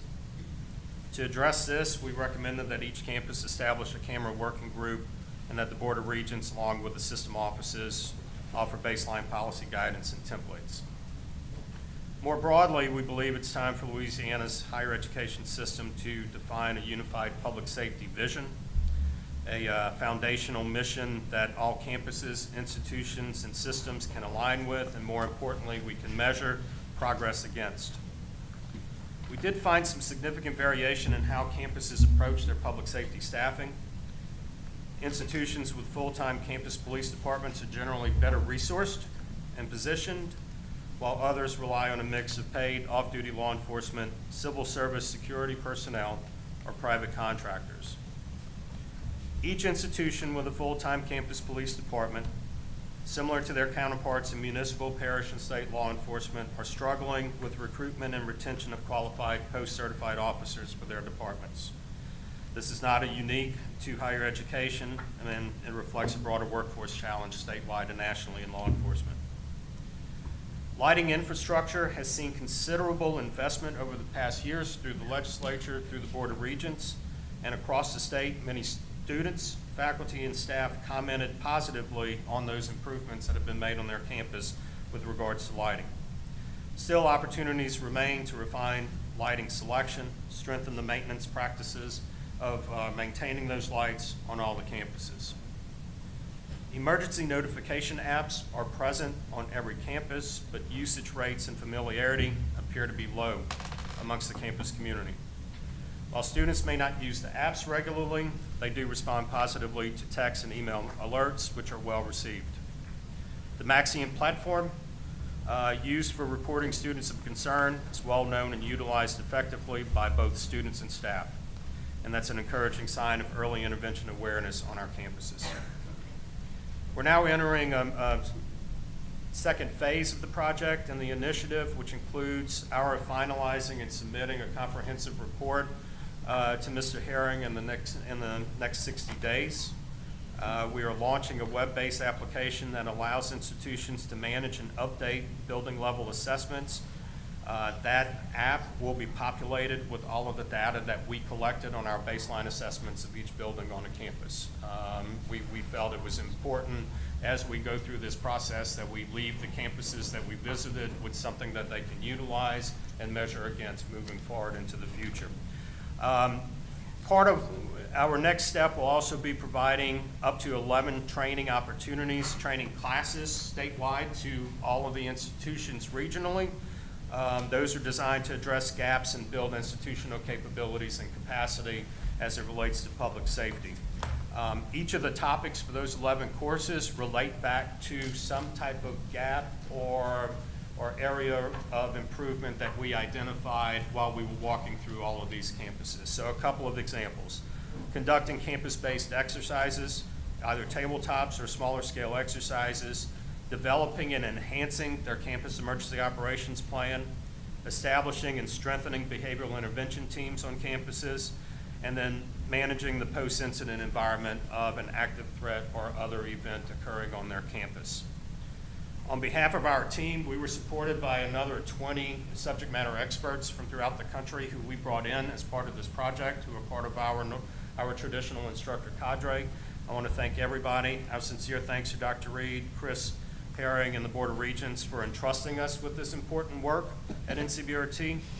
As I mentioned earlier, we began our journey on this project at Delgado Community College in December of 2023. And within the past 2 weeks concluded the initial assessment phase at LSU Health Science Center in New Orleans. We've walked physically every public campus, assessed every building, and engaged with thousands of individuals on your campuses statewide since December of 2023. We've seen what's working, we've identified areas for improvement, and now we're focused on helping campuses not only respond to emergencies, but also prevent them and recover from them effectively. Thank you for your continued support and partnership. We look forward to working with you and Louisiana's institutions to strengthen public safety within the higher education system. And with our remaining time, we will take questions, or we'll be available after the meeting for one-on-one questions. Thank you. Thank you, Jerry. Anybody have any questions they'd like to ask? Yeah, members, Regents, are there any questions for Chris or our consultants? I don't have a question, but I do want to express appreciation. After the first visit with Delgado, I spoke with the chancellor and said, was this worth the time? How did we do? And she said it was fantastic. Having this level of expertise and engagement on our campus, invaluable. So for you all to partner with us and with all the institutions and to use $2 million to do a statewide assessment, I think speaks volumes. And then to know that the gaps that you identified will be trained on specifically, so we're responsive to that, I think puts us in a very positive light. And so I think next month I have an opportunity to go to our statewide conference of higher ed leaders, and I will be talking about this project and others, because I do think that campus safety has got to be top of mind. We've got to be proactive, but having you all participate with us and support our institutions, I think will make a tremendous difference. And so just really grateful for you, to you for the work. Thank you. Thank you. All right. No questions? If not, certainly want to thank you, Chris, and certainly thank you to Jerry and your team for the partnership, and look forward to continuing to improve our campus safety for all Louisiana higher ed students. Thank you. All right. Item 6, other business. Is there any other business to come before this Facilities and Property Committee? No, sir. Hearing none, is there a motion to adjourn? So move. Motion by Regent Mears, second by Regent Sterling. Hearing no objections, this meeting is adjourned. Thank you, Chris, and thank you, Mr. Monier, for all your work and your teams. You've done some great work for us, and we do appreciate you keeping our students safe. With that, we are going to take, go ahead and break for lunch, and we will be back in at 12:45. So it's 11:40, so you want to go 12:15? 12:15, yes. Okay. Thank you. Macon Student Affairs Committee. Regent Sterling, would you please call your committee to order? Certainly, Madam Chair.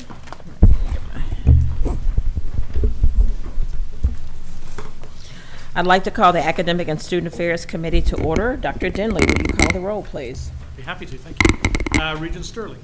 Here. Regent Aubrey. Here. Regent Creed. Regent Glazier. Here. Regent Meir. Present. Regent Shamia. Here. Regent Sarda. Here. LCTCS representative. LSU representative. Southern representative. UL system representative. You have a quorum. Thank you. We will now move to item number 3 on our consent agenda. Dr. Denley, please proceed. Thank you so much. Yes, so we have a few items in the consent agenda today. Just let me lead you through them briefly. We have some routine staff approvals that are standard department degree name changes and 2 requests to offer existing degrees fully online, so very standard pieces of that. We have as part of that, but we did kind of want to take it out as a separate item. We have a program reconfiguration. So McNeese actually has an existing master's degree, an MA in psychology. It's been around for a little while. They, as part of that master's degree in psychology, actually have a concentration in applied behavioral analysis. It's actually a very well populated concentration in that psychology master's degree. They would like to restructure their master's degree in psychology to now really be a master's degree in applied behavioral analysis, for that to be the main event. And then over time, they're intending to actually phase out that MA in psychology, and so for the main degree to be that master's degree in applied behavioral analysis. So it's not really a new degree, but they're really trying to, in so many ways, restructure the existing degree that they have. And I know certainly we have been trying to support exactly restructurings like that in the past. So that is that program refiguration. The ACT policy statement is an affirmation of the fact that in right now and in the coming days and in the coming months and from here on out, the Board of Regents institutions across the state and also LOSFA will be accepting the new ACT cumulative score in the ways that all of our policies and laws intend. So just to clarify there, so throughout legislation, in the ways in which students qualify for instance, for TOPS and for other various scholarships, and throughout our policy structure for admission, there are various references to the ACT. Now, I'm sure you recognize over the years, the ACT has modified over the years and changed its structure, changed its scoring systems and all of that. And so as that happens, we each time that happens, we need to take a moment to just say, yes, and we really do recognize that this is happening and that we recognize the new scores. Actually, in April, the ACT made an important restructuring several important restructurings actually.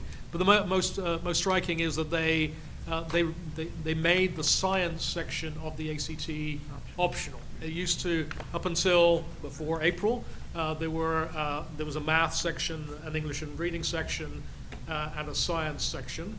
They have since now made the science section optional for the April online admission of the ACT. In September, for the pencil and paper, it will also be optional, and from there on out, it will be optional for all of their tests. So this is, in many ways, very much aligned to the direction that the SAT has also taken relatively recently. And so, but for whatever reason, the ACT is restructuring its scoring, and so we wanted to make sure in our policy that we recognize that this is happening. I wanted to give people, security of the fact that, yes, the ACT cumulative test score will be recognized throughout our policies in the way that it should. And then the last item is an item to approve 2 Louisiana Extension Academy programs. And so this is a program that began some years ago, back in 2019. There was some legislation for the Louisiana Board of Regents, in concert with BESI, to actually create some Louisiana Extension Academy programs. These are programs that allow students who are on track to graduate, but not on track to be positioned to really be part of a training program or an educational program that leads to a credential of value, to stay on in high school and take advantage of this Extension Academy to enable them to be better positioned in that way. Up until now, there have been 2 such programs, one in New Orleans and one up in Caddo Parish. As part of your packet today, we're proposing a 3rd program in the Helix Community Schools Extension, and we're also proposing for the Caddo Parish Extension to have renewal. When you make this approval, you do it in concert, should you choose, with BESI, and each time you approve it, it's for a 3-year period. So where the proposal as it stands would be to approve the Caddo Parish Extension renewal for 25-26 through 27-28, and also to approve the Helix Community Schools Extension. They're brand new for, again, 25-26 through 27-28. So that's the consent agenda items, and senior staff recommend approval of those items. Happy to answer any questions you might have about any or all of those. Regents, are there any questions, particularly I know related to the change of ACT? I had a chance to spend some time with Dr. Denley prior to the meeting. Are there any questions? I have a question. Okay. Regent Pryor? The Caddo Parish one has 1 student enrolled, I believe. So I believe we actually got a new letter from Caddo. I believe they now have 17 students that are enrolled in that. Yeah. And it's we're a high need parish for programs like this. As I mentioned before at a board development meeting, we're losing our Job Corps along with New Orleans and Carville, Louisiana. It was indicated to me that more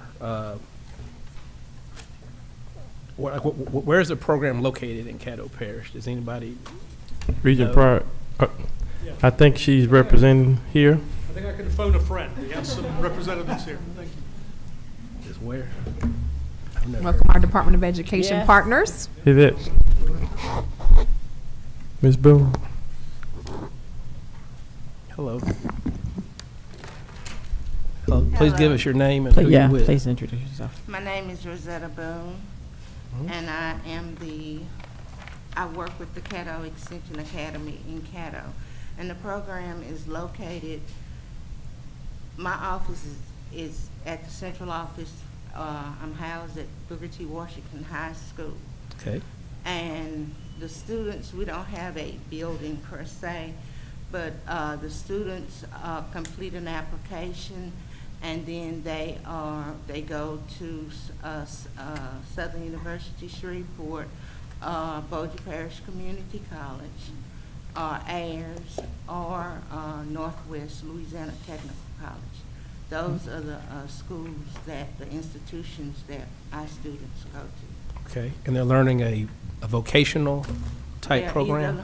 They either learn a trade to get a credential, or either they are in a 2-year program where they can receive an associate's degree. Okay, and your co-person, what's I'm Ernie Singleton, was Assistant Superintendent at Louisiana Department of Education. Okay, thank you. Good to have you here. What can be done to increase the participation in that program? Okay, well, we have increased. When we started the program, we had about 4 students, and we have grown to 17 students that we had this year. And our retention rate has also increased.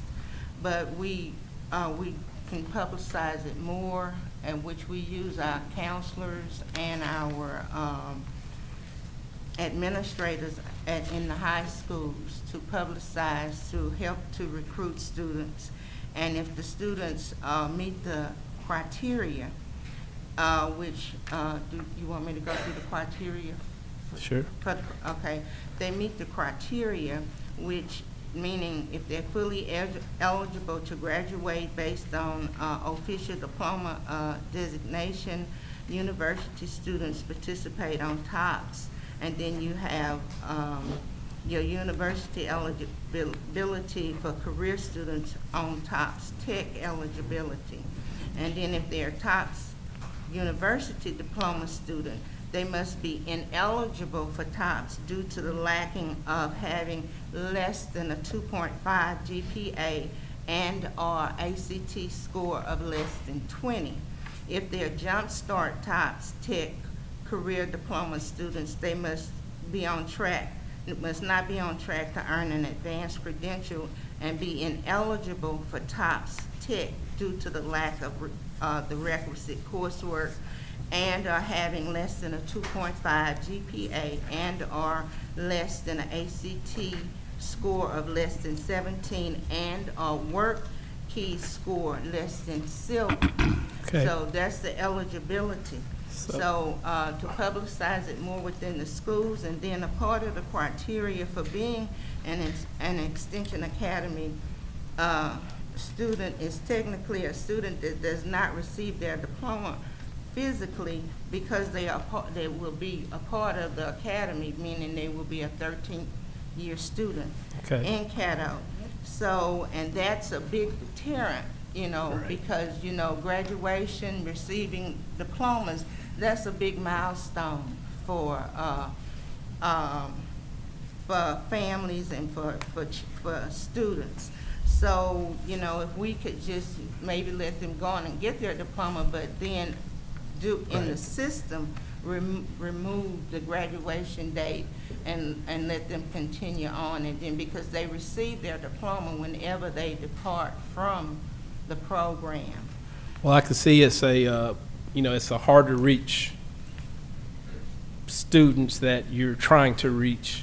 So just continue those efforts, and I'm glad that it is growing. I know the requirements are even more limiting to, you know, because it involves some TOPS application and admission. And I would just encourage you to work with the counselors and principals to continue identifying the students who they can nudge into your program. So we can go from 4 to 17, 50 to 100, hopefully. So thank you. Okay, thank you. Thank you. Any other questions? I just want to acknowledge Ms. Boone. I tell you, I've known her 15, 20 years, something like that, but she's certainly been out in the trenches doing layman's God's work from vocational education. She and Lena and the team at Caddo have just done a phenomenal job. So whether it's FBLA, Biz Camp, any of those vocational programs, it's certainly a labor of love. So I didn't know about the Extension Academy, and I appreciate, you know, the work that you're doing to make a difference where it really, really matters. Just hearing those requirements, I mean, that's a spreadsheet in and of itself, you know. So keep up the good work. I'm glad to know you're still active on the ground. Thank you. Thank you. We have another question down here for you. It's not a question. I just want to recognize Bessie Board Member Preston Castile, who's here for Helix Academy as well. So. Welcome, Preston. Question. How did you get started with this? How did I get started with the Extension Academy? Well, it was just one of those programs that Caddo had, and they just asked me to begin working with it, and I just kind of started working, and as I worked, I tried to do things to improve, like I say, to improve the enrollment, but not just improve the enrollment, but improving retention rates. And I've grown a love for it, and working with students, working with the students that I have. And I was saying that our program is only a year, and most of the programs that we have, most of the programs of study are 18 to 24 months, but I continue to work with them. I had one student that entered the program last year at Bibsy in culinary arts. She was a 4.0 student, and she graduated this past May, and she's going on to Southeastern, the culinary program down there. And then I have another one who started maybe a year or so ago, but yeah, and he's in the aeronautics program up at Suzzla, and he has one course that he's waiting to take, and he will complete. So it's stories like that, the success stories that make you want to continue to move on, because it does give the students motivation to go further than they may have. And when they know that, okay, my ACT scores are low, my GPA may be low, and you're willing to give me money, so I say, you got a scholarship. And so it's really motivating for them. Thank you. It does remind us we have to save them one starfish at a time, so thank you for doing that work. Members, you've heard the recommendation. Is there a motion to approve the current consent agenda? I'd so move. I'll second. Regent Arbery and Regent Meyer. Any further discussion? All in favor by saying aye. Aye. Opposed, nay. Motion passes. Now moving on to item 4, academic programs. Dr. Denley, please proceed. Thank you so much. Yes, so today I'm going to bring you proposals for 7 new degree programs. The common theme of today's programs really is that institutions, I think, have heard loud and clear your advice to really be able to make something out of the things they already have. And so they really are, in each of these programs, utilizing existing resources, existing concentrations, building on existing programs that they have on their campuses, and I think introducing some really important new additions to their programmatic portfolio in exactly that way. So I'm just going to kind of step my way through each of those. Thank you. So the first is the AAS degree in diesel equipment technician there at Delgado. So Delgado has actually recently added several new programs in diesel equipment technician. They've actually created a structure where someone can begin with a 9-credit technical certificate and then build that up to a 27-hour technical studies certificate, and then build that up to a 48-hour technical diploma, and so they can gradually stack their skills as they build their expertise in diesel equipment technician. They are proposing today to add on top of that the AAS degree into that portfolio of stacked credentials. What that really means is they take the technical diploma that they already have on their campus and then add in some general studies courses to then fill it all the way out to a 60-hour associate degree. That makes a huge difference for us, as you can well imagine, because once someone has that associate's degree, they're then able then to transfer that into a bachelor's degree and so on. So it really provides that kind of stackable pathway for students across higher education, which we certainly very much value and encourage. So that is the associate degree in diesel equipment technician. The second degree is a bachelor's degree from LSU A&M in applied data science. So this will actually be the second program across the state in data science. The first was there at SUNO that you approved, I guess, last year. So this is a really important new addition to our state's portfolio. I know that we've talked many times about how much our state needs qualified data scientists. It really is an occupational area that there is a significant need for across the state. This program is particularly multidisciplinary. That so often it's the case that when, in the past when we talked about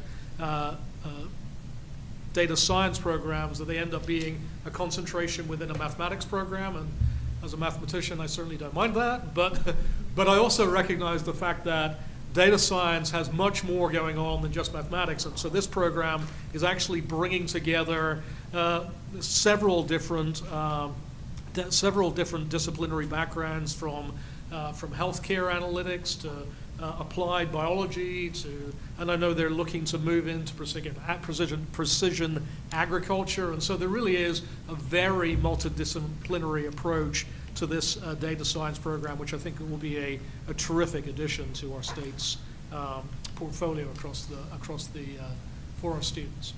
The third program is at LSU Alexandria, and that is a Bachelor of Science degree in disaster preparedness and response. For those who have been paying close attention, you'll remember this will actually be the third of such programs that you've heard in a few months. When I presented the programs back in September, that was the strategy, that we wanted to try to create a structure where in the north and in the middle and in the south of the state we would have capacity to now train people to be equipped to really do the disaster preparedness and response that our state so desperately needs. So this is the third of those programs, one in the north at UL Monroe, one in the south, actually at LSU Baton Rouge, that I think you approved at the last meeting, and then this program at LSU Alexandria. Again, this program actually already exists in a way at LSU Alexandria. They have had it now as an established concentration within their general studies degree. But I think you can well imagine there is every difference in the world between having a general studies degree with a concentration in disaster management and having a bachelor's degree in disaster management. And so they're asking to sort of spin that out to have its own life and its own identity. The next program is an MS in Medical Laboratory Science, and that's at LSU Health Sciences in New Orleans. So this is, again, an important addition for us. LSU Health Sciences has an existing program, an existing bachelor's program in medical laboratory science, but they don't have yet the master's degree. Interestingly, the master's degree in medical laboratory science is actually the terminal degree in that discipline. So adding that master's degree in medical laboratory science not only, of course, then creates a pathway for people to have sort of leadership roles and more senior roles in medical laboratory science, and it's certainly an area that as a state we need significantly more capacity in, but it also would then allow graduates of this program to actually teach in other medical laboratory programs at the bachelor's level, which then increases our ability to have capacity in those programs across the state. So again, this master's degree in medical lab science kind of builds on the existing capacity that they have there at the health sciences program. The next program in the list is a BA in social work at Nichols. Again, this actually builds on an existing long-standing concentration that Nichols has in their sociology program. They have a concentration that is in social work. They want to spin that out to have its own life, its own identity. Again, it is the case across the state that there is very significant need for additional social work professionals, and that's especially true in the Houma area, and so having this bachelor's degree in social work would then give a pathway for people to become professionals in social work in the Houma area as well as across other parts of the state. The BA in recording arts at UL Lafayette, again, also builds on an existing concentration that UL Lafayette has in recording arts studies. This is, again, an important addition for us. So we don't talk about it so much, but maybe we should talk about it more. There is an existing collaborative as part of the SREB called the Academic Common Market. So this has been now in existence for, well, some 50 years or so. And it is a collaborative that allows students in one state to go take a program in another state at in-state tuition cost if that program doesn't exist in their home state. That idea originally grew up to allow states that didn't, for instance, have a veterinary program or an ophthalmology program or certain other expensive programs to have reciprocal agreements, but it grew into other programs. It is the case that students trying to get into the recording industry, they very much go to a program at MTSU, Middle Tennessee State, that's a long-standing existing program there. So many students from Louisiana who want to become qualified in the recording industry, they go to Tennessee. I don't expect there is anybody who is sitting up there who is happy about people going to Tennessee to get a program that we'd like to have here in Louisiana. And so we have this opportunity to spin this existing concentration out into a standalone bachelor's degree there at ULL. And then the last program we have is a new PhD program in applied computing and information sciences, again at UL Lafayette. This PhD program in many ways is part of the new role of UL Lafayette as a Research One institution, and so adding that PhD research capacity is an important new addition. But this program in particular, it is a PhD program in computer science that in so many ways has created so many PhD programs in computer science are really in many ways about the applied mathematical theory of how it is that computing might unfold, or perhaps a PhD in hardware.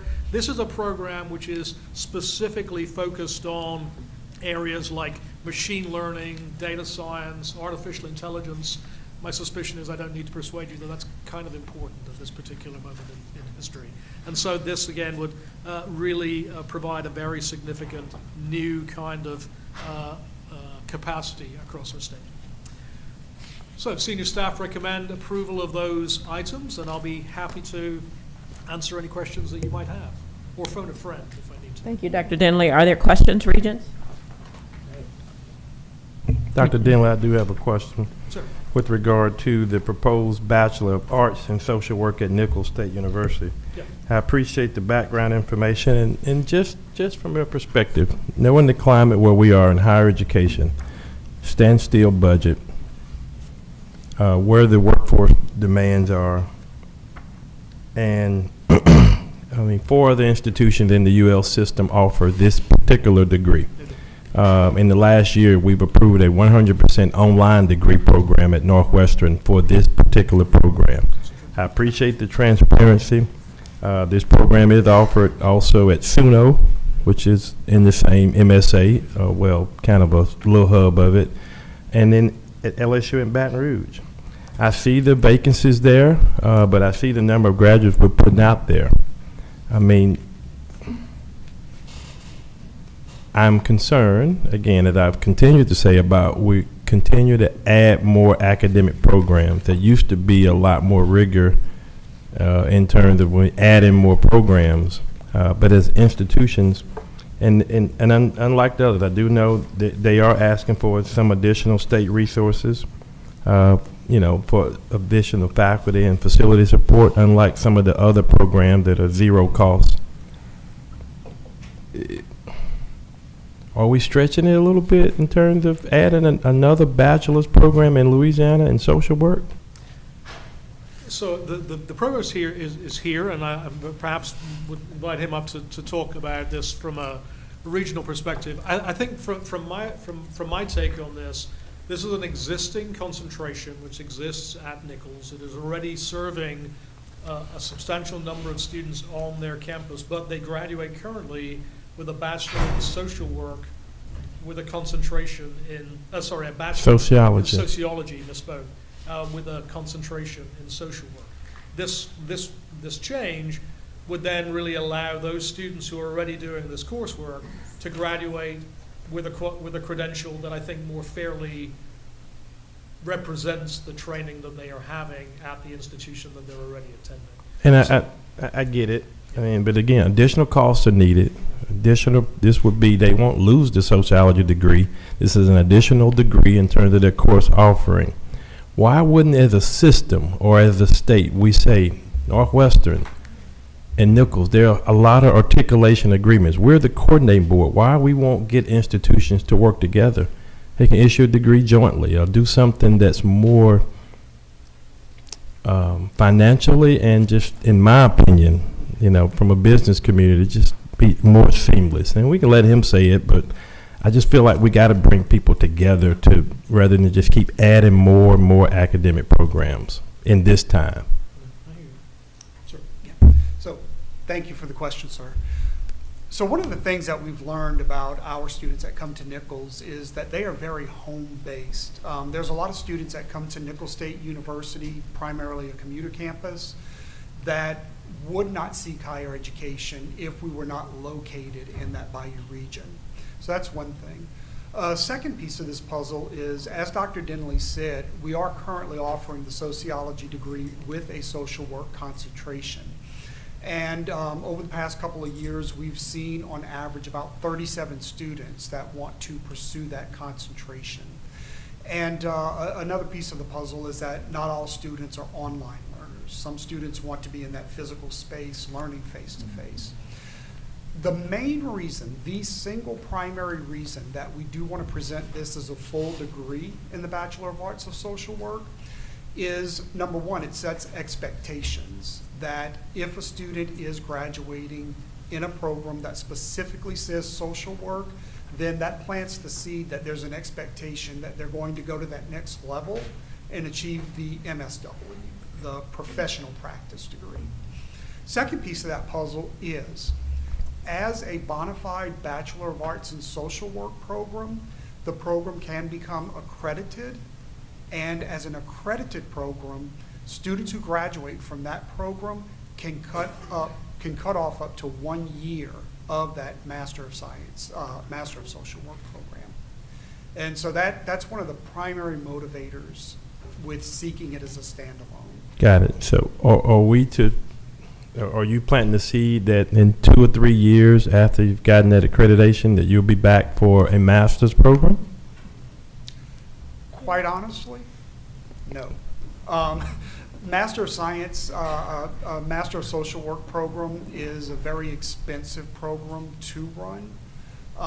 There are currently seats in the MSW programs in state that do go unfilled. And so we will be that pipeline that can lead students toward that MSW degree. But at the current state of higher education funding, right now I would not see a pathway where Nichols could offer the MSW soon. And would Nichols, again, there are many existing MSW programs, some of these same institutions. Would you move forward with articulation agreements? If you get this bachelor's, would you do, rather than a new master's program, would you do articulation agreements with those institutions rather than we add more on top of that? Would you consider that? Oh, absolutely. For the MSW? Yes. Yes, absolutely. Yes. Okay. In fact, we've already made those phone calls. Our coordinator of the sociology program has already reached out and spoken with the MSW programs within the state to ensure that the program that they are planning would segue into that MSW easily. Well, fellow Regents, this is one of those, I mean, I certainly could support, but just very concerned, and I continue to challenge the staff. We have at least 6 existing bachelor's programs of similar offering, and many of them within the particular region. And at some point, and we know the challenges that our state is existing financially, we've got to also look at, a true alignment with our workforce need. I'm not saying, I see the number that there are 200 positions, but if we're putting out 200 students, this is an additional duplication of an existing program in our state. So I'll support the wishes of the majority. Regent Finley? Yeah, I just wanted to, I think it's important, Regent Aubrey's point, we have discussed in the past, looking at these programs, we've talked about region, need, labor market, numbers, and I do think it's important with the state of play in the budget that we do look more to collaboration. I mean, that gives the student option. I understand that some students are in-person learners, but in 2025, as he said, with the state of the budget, we can plus that up with technology, give these students options and opportunity, and still keep the budgets at these schools in a safe and working place. I mean, I commend you for wanting to do this, and the need is there, but we do have to remember when we talk about adding programs, we have consistently talked about not overlapping, not duplicating, and making sure that as a state we're utilizing all of our programs that are in existence. So, that's my comment. Thank you. No, it's a comment well heard, and we did actually bring all of the provosts together, not what, 2-3 weeks ago now, when we had everyone together for a full day of academic planning, and actually one of the consistent themes was exactly to explore, just as you say, these kinds of collaborative approaches. And a couple of agenda items on, I'll talk about the work we're doing with the Louisiana Cyber Academy, and so there are ways in which we can replicate exactly those kinds of things, and certainly that is a vibrant, ongoing conversation among provosts and among the schools. So thank you for those comments. Thank you, Regent. Any other questions? We've heard the recommendation from senior staff. Is there a motion to approve the academic programs as presented? I move it. Motion by Regent Glazer, second by Regent Reeves. Any further discussion? All those in favor say aye. Aye. Opposed? Motion passes. I want to abstain. Okay, we have one abstention. All right, motion passes. And I abstain because there are other programs that are part of that consent, and that I Gotcha. don't want them to feel slighted in some way, and I don't want to vote against those. So I just challenge you, Dr. Denley, we got to be the true coordinating board. We have to bring people together. And 4 institutions within the UL system offer that particular degree. And they offer a degree, Maritime Academy. I mean, they've shown that they could pull people together across systems. And I just think that's an opportunity that we've lost there. But I appreciate it. Thank you. All right, thank you, Regent Aubrey. Now, moving on to item 5, a presentation on the new Aquatic Germplasm and Genetic Resources Research Center at LSU A&M as part of the new LSU Ag Center, which I don't think we have one of. Dr. Denley will walk us through this item. Please proceed. Sure, I'd be happy to. Thank you. So this is really recognizing work that's been going on for the last 20 or so years at the Aquatic Germplasm and Genetic Resource Center, and looking to elevate that work to establish a new center of research excellence. So this designation that the Board of Regents can bestow, a center of research excellence, just really allows existing institutes, existing research centers across the state to be recognized for the excellent work that they're doing. And you can imagine also then positions them in a different way to be able to compete for external funding, or to be part of other kinds of collaborative projects, or in other ways continue the work that they're trying to do. So this was not a term that I was familiar with before this proposal, but so this Aquatic Germplasm and Genetics Resource Center, so what it does is, I think I was very familiar with the idea of a seed bank, where people are able to take seeds and keep them for future generations, or in case there was some natural disaster, or all kinds of other research kinds of activities. It turns out that the Aquatic Germplasm and Genetics Resource Center does exactly that kind of work for all kinds of aquatic creatures. So they keep and preserve and amass and categorize and allow research to be done on all kinds of aquatic life. I'm sure that I, as a as an Englishman or Cornishman, don't need to persuade people from Louisiana how different the state would be if something were to happen to the shrimp population or the crawfish population or some other aspect of the aquatic life that we all enjoy. And so having this resource in our state is just an amazing gem. And so it's really my pleasure to recommend that we approve it as a center of research excellence to recognize the work that's been happening and will happen in the future. Thank you, Dr. Denley. Regents, we're going to have to step back a minute. We had, on the previous motion, we had a motion from Regent Glazer, and we had a second from someone who is not a member of our committee. So second from Regent Meyer. All in favor, say aye. Aye. Abstention from Regent Arbery. Motion passes. Now we will take on this recommendation. Is there a motion to approve the Aquatic Germplasm and Genetic Resource Center? Madam Chair, I so move. Regent Arbery, second. I'll second. Regent Meir, any other questions? All those in favor signify by saying aye. Aye. Opposed, nay. Motion passes.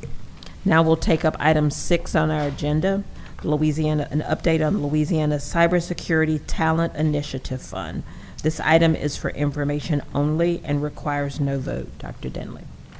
Thank you so much. Yeah, so you'll remember the last meeting that I mentioned the funding for the Cybersecurity Talent Initiative Fund. This is $1 million that is appropriated by the legislature to support cyber education across our state. There were, I believe, 11 proposals that we were able to show you last time, and the committee did meet last month and then recommended that some of those projects would be funded, and those are the projects that are in your packet today. A building career pathways project there at Southeastern, an AI-powered cybersecurity education initiative there at UL Monroe. Those are new projects.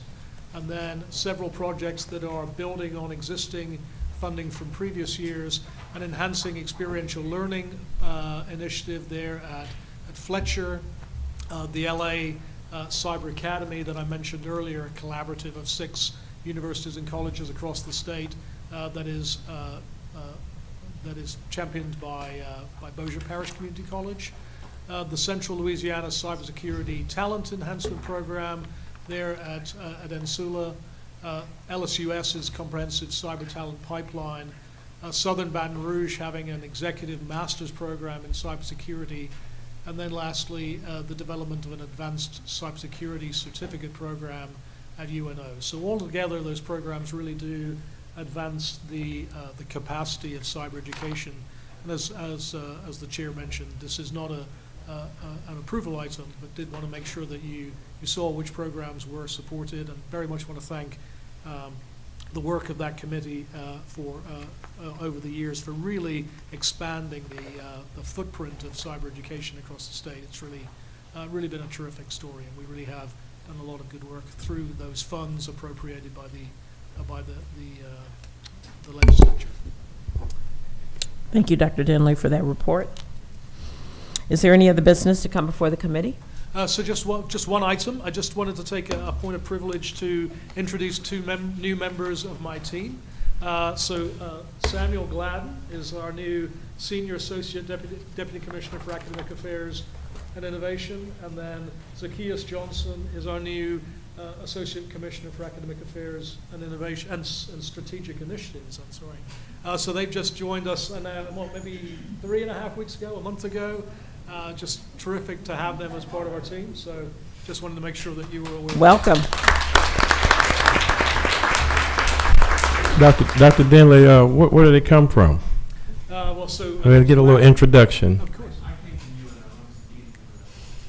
Which college? Okay.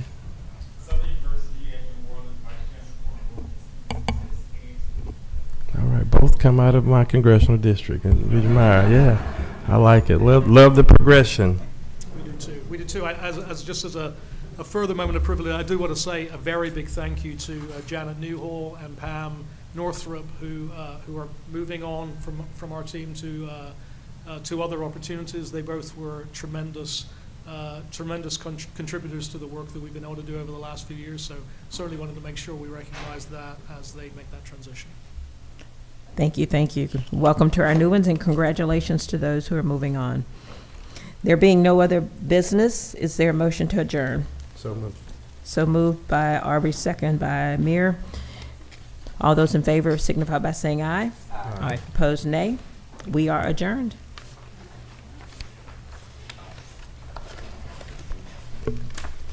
Okay, next up is the Research and Sponsored Initiatives Committee. Regent Finley, will you please call your committee to order? Yes, Madam Chair. I'd like to call the Research and Sponsor Initiative Committees to order. Ms. Robinson, will you please call the roll?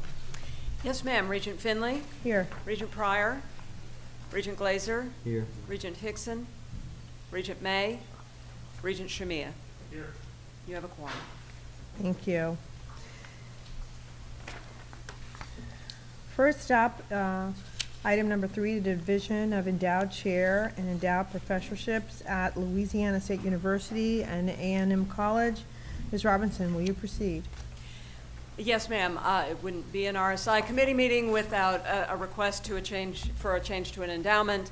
So today we are bringing a change that's requested because the original donor of this endowed chair restructured the agreement with the foundation, and so with the restructured agreement, the Freeport-McMoran Endowed Chair in Economics will be divided into 2 endowed professorships, both in economics and both at $500,000, and the staff recommends approval.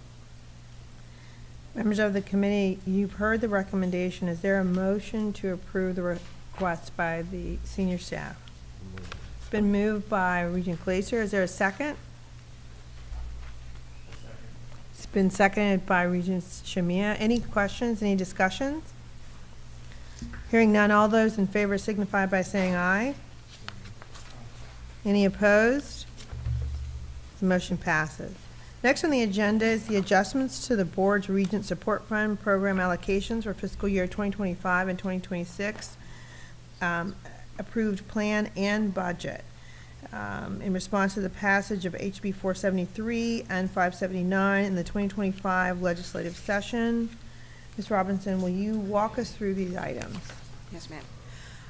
Just to give you a quick recap, back in December of 2024, this board approved the plan and budget for the Board of Regents Support Fund for fiscal year 26. That has to go to the legislature and the governor 60 days prior to the regular session.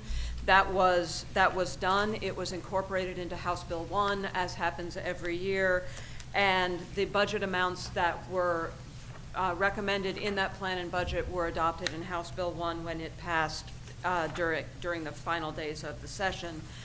Just so you know where we are in time, and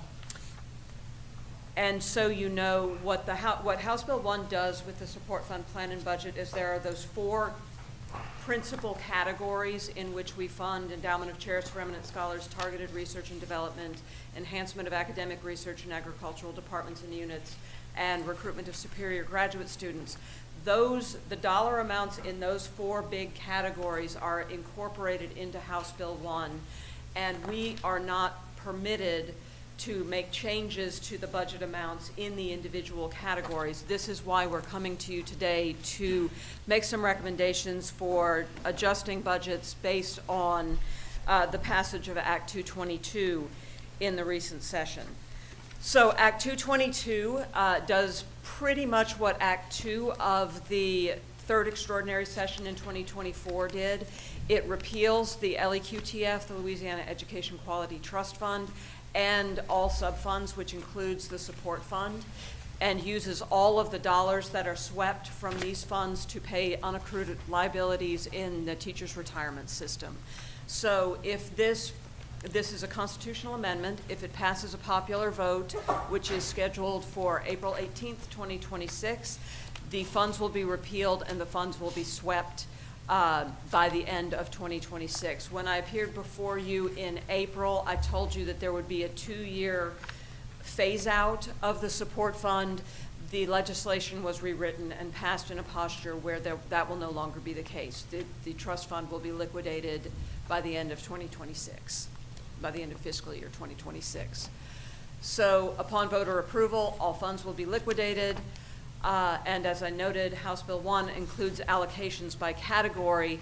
And what we're looking at is a very similar situation to last November, with one critical difference, which is we run competitive programs through the support fund. That process, that competitive process, is a full year process in which we solicit proposals. We have those proposals reviewed by external experts.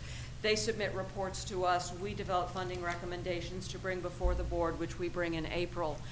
This is all driven by what are called requests for proposals, RFPs, that we release in the beginning of July to drive these competitions. Last year, because of the timing of the third extraordinary session, we had already released RFPs and begun the competitive process.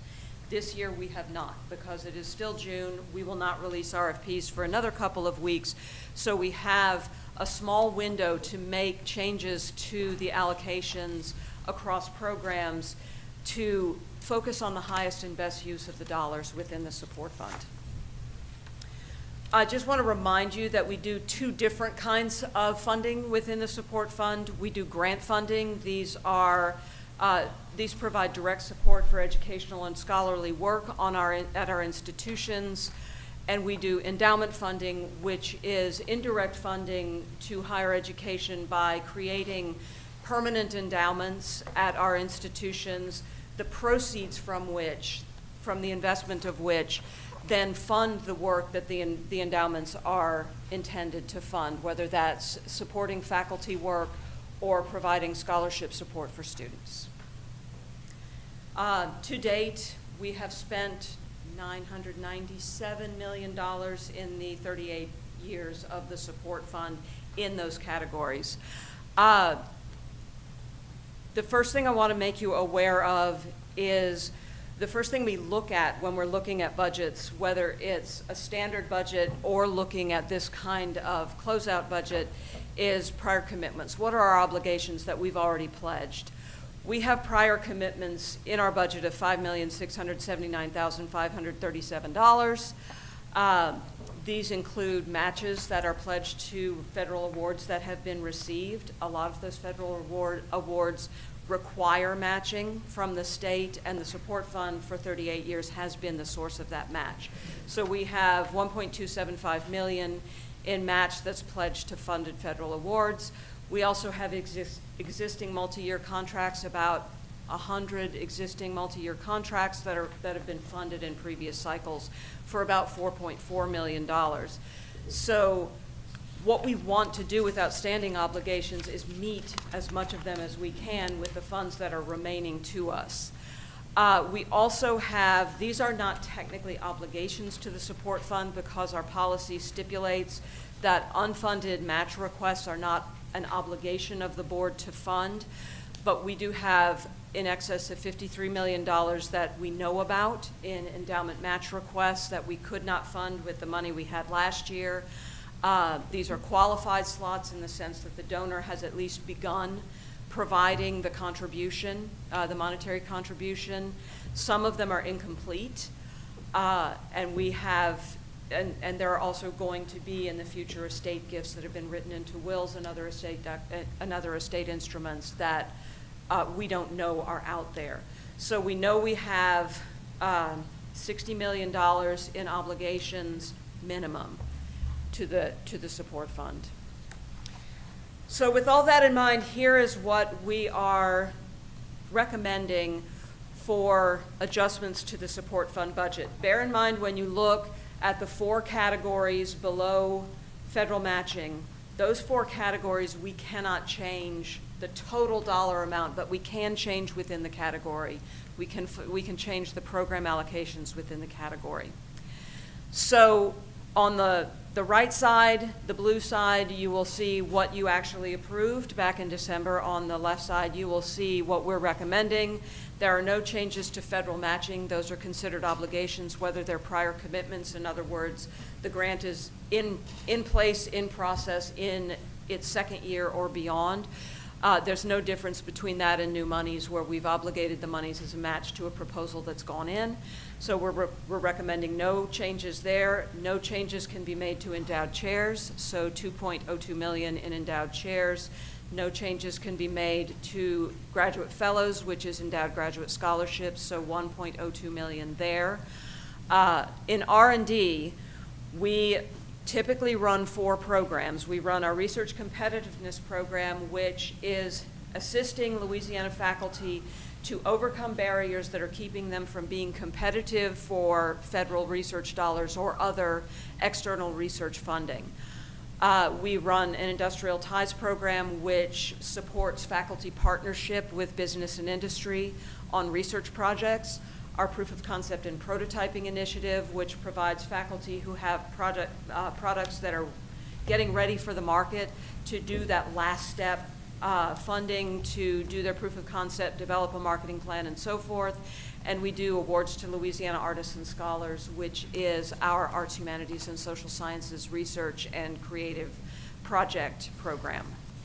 We are recommending that we take the funds that were allocated across these programs, retain the prior commitments, which are only in RCS and ITRS, and move all of the new monies into research competitiveness.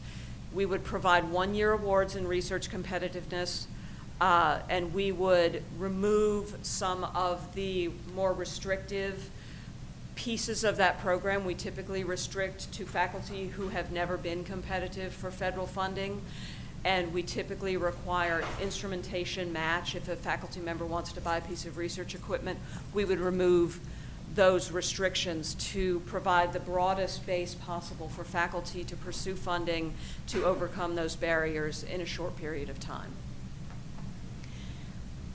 That means that ITRS, POCP, and Atlas would be terminated or suspended depending on how you're looking at the outcome of the vote for fiscal year 26.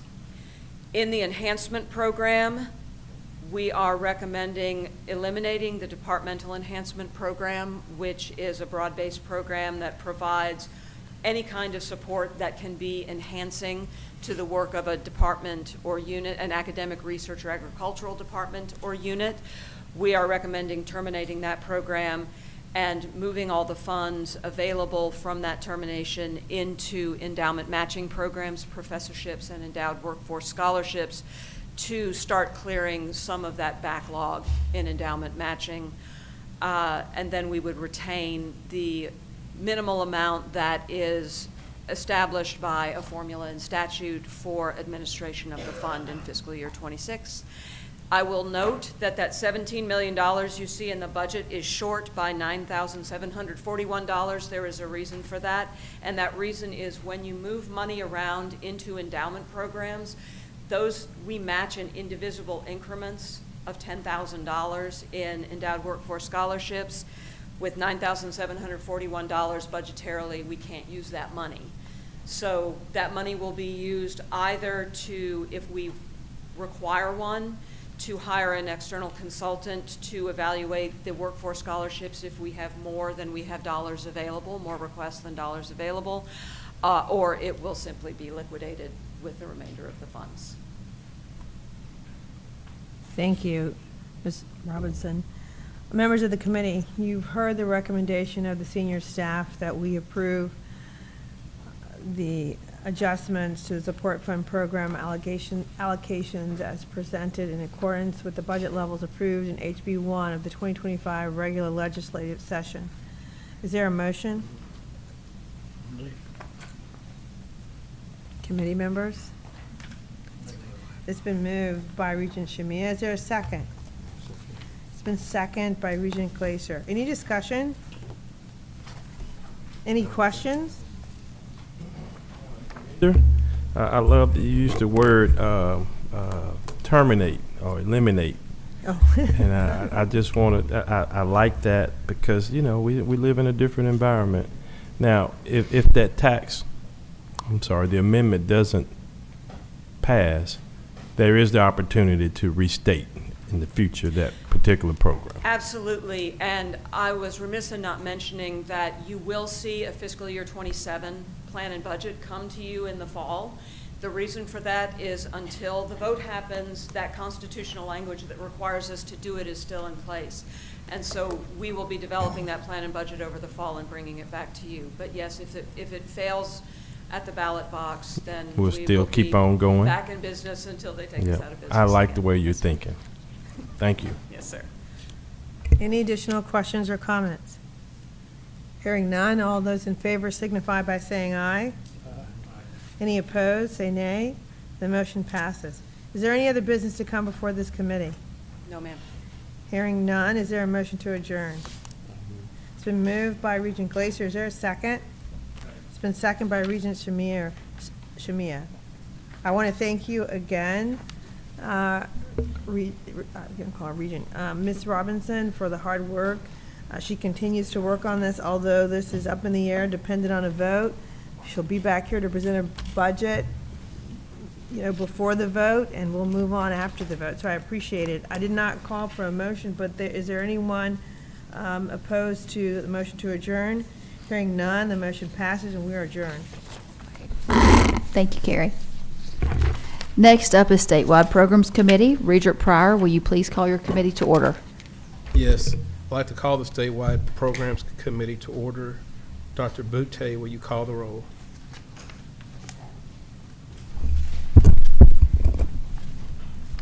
Regent Pryor? Regent Pryor? Oh, here. Regent Shamia? Here. Vice Chair May? Regent Reeves? Here. Regent Sterling? Here. Regent Sarda? Here. You do have a quorum. Okay, thank you. Our first action item is item number 3, the consent agenda. Dr. Boutte, the floor is yours. Sir. All right. We have one consent agenda item, members, and that is approval of regular TOPS exceptions. So there are no MJ Foster exceptions this time and no home study. These are the regular exceptions for a student who did not meet the 24 hours or remain enrolled full-time. There are 5 exceptions. The Law School Advisory Board has reviewed each of these exceptions, and they recommend approval of each. Okay. Members, you've heard the recommendation from the LOSFA Advisory Board. Is there a motion to approve the consent agenda? Okay, motion by Ms. Reeves, second. Second. Second by Dr. Shamia. Any discussion, any questions? All those in favor signify by saying aye. Aye. Opposed, say nay. Motion passes. Is there any other business to come before this committee? No, sir. Hearing none, is there a motion to adjourn? Okay, by Ms. Reeves. Second. Is there a second? By Mr. Sarda. Sorry, who was the second? Okay, Regent Sarda. Any discussion, any questions? Is there a motion to adjourn? Did I ever do that? I think I already just did that. Yeah. Okay. All those in favor signify by saying aye. Aye. Opposed, say nay. Motion passes. We are adjourned. Thank you, Suan. Next up is the Planning, Research, and Performance Committee, where we will consider several initial renewal licensure applications for academic degrees granting institutions and proprietary schools. Regent Meir, will you please call your committee to order? Yes, I'd like to call the Planning, Research, and Performance Committee to order and let our esteemed board members know I'm standing between the regular board meeting and a lot of in global. So, Dr. Craig, would you call a roll? Yes, sir, I will. Chair Meir, Present. Vice Chair Williams Brown. Here. Regent David. Here. Regent Glazer. Here. Regent Hickson. Regent Reeves. Here. Regent Sarda. Here. We have a quorum. Thank you, Dr. Craig. We'll now move on to item number 3, the consent agenda. Please proceed. Yes, sir. So we have a consent agenda. Let me move forward. For academic licensure, we have 6 Act 129 schools for your approval for renewal.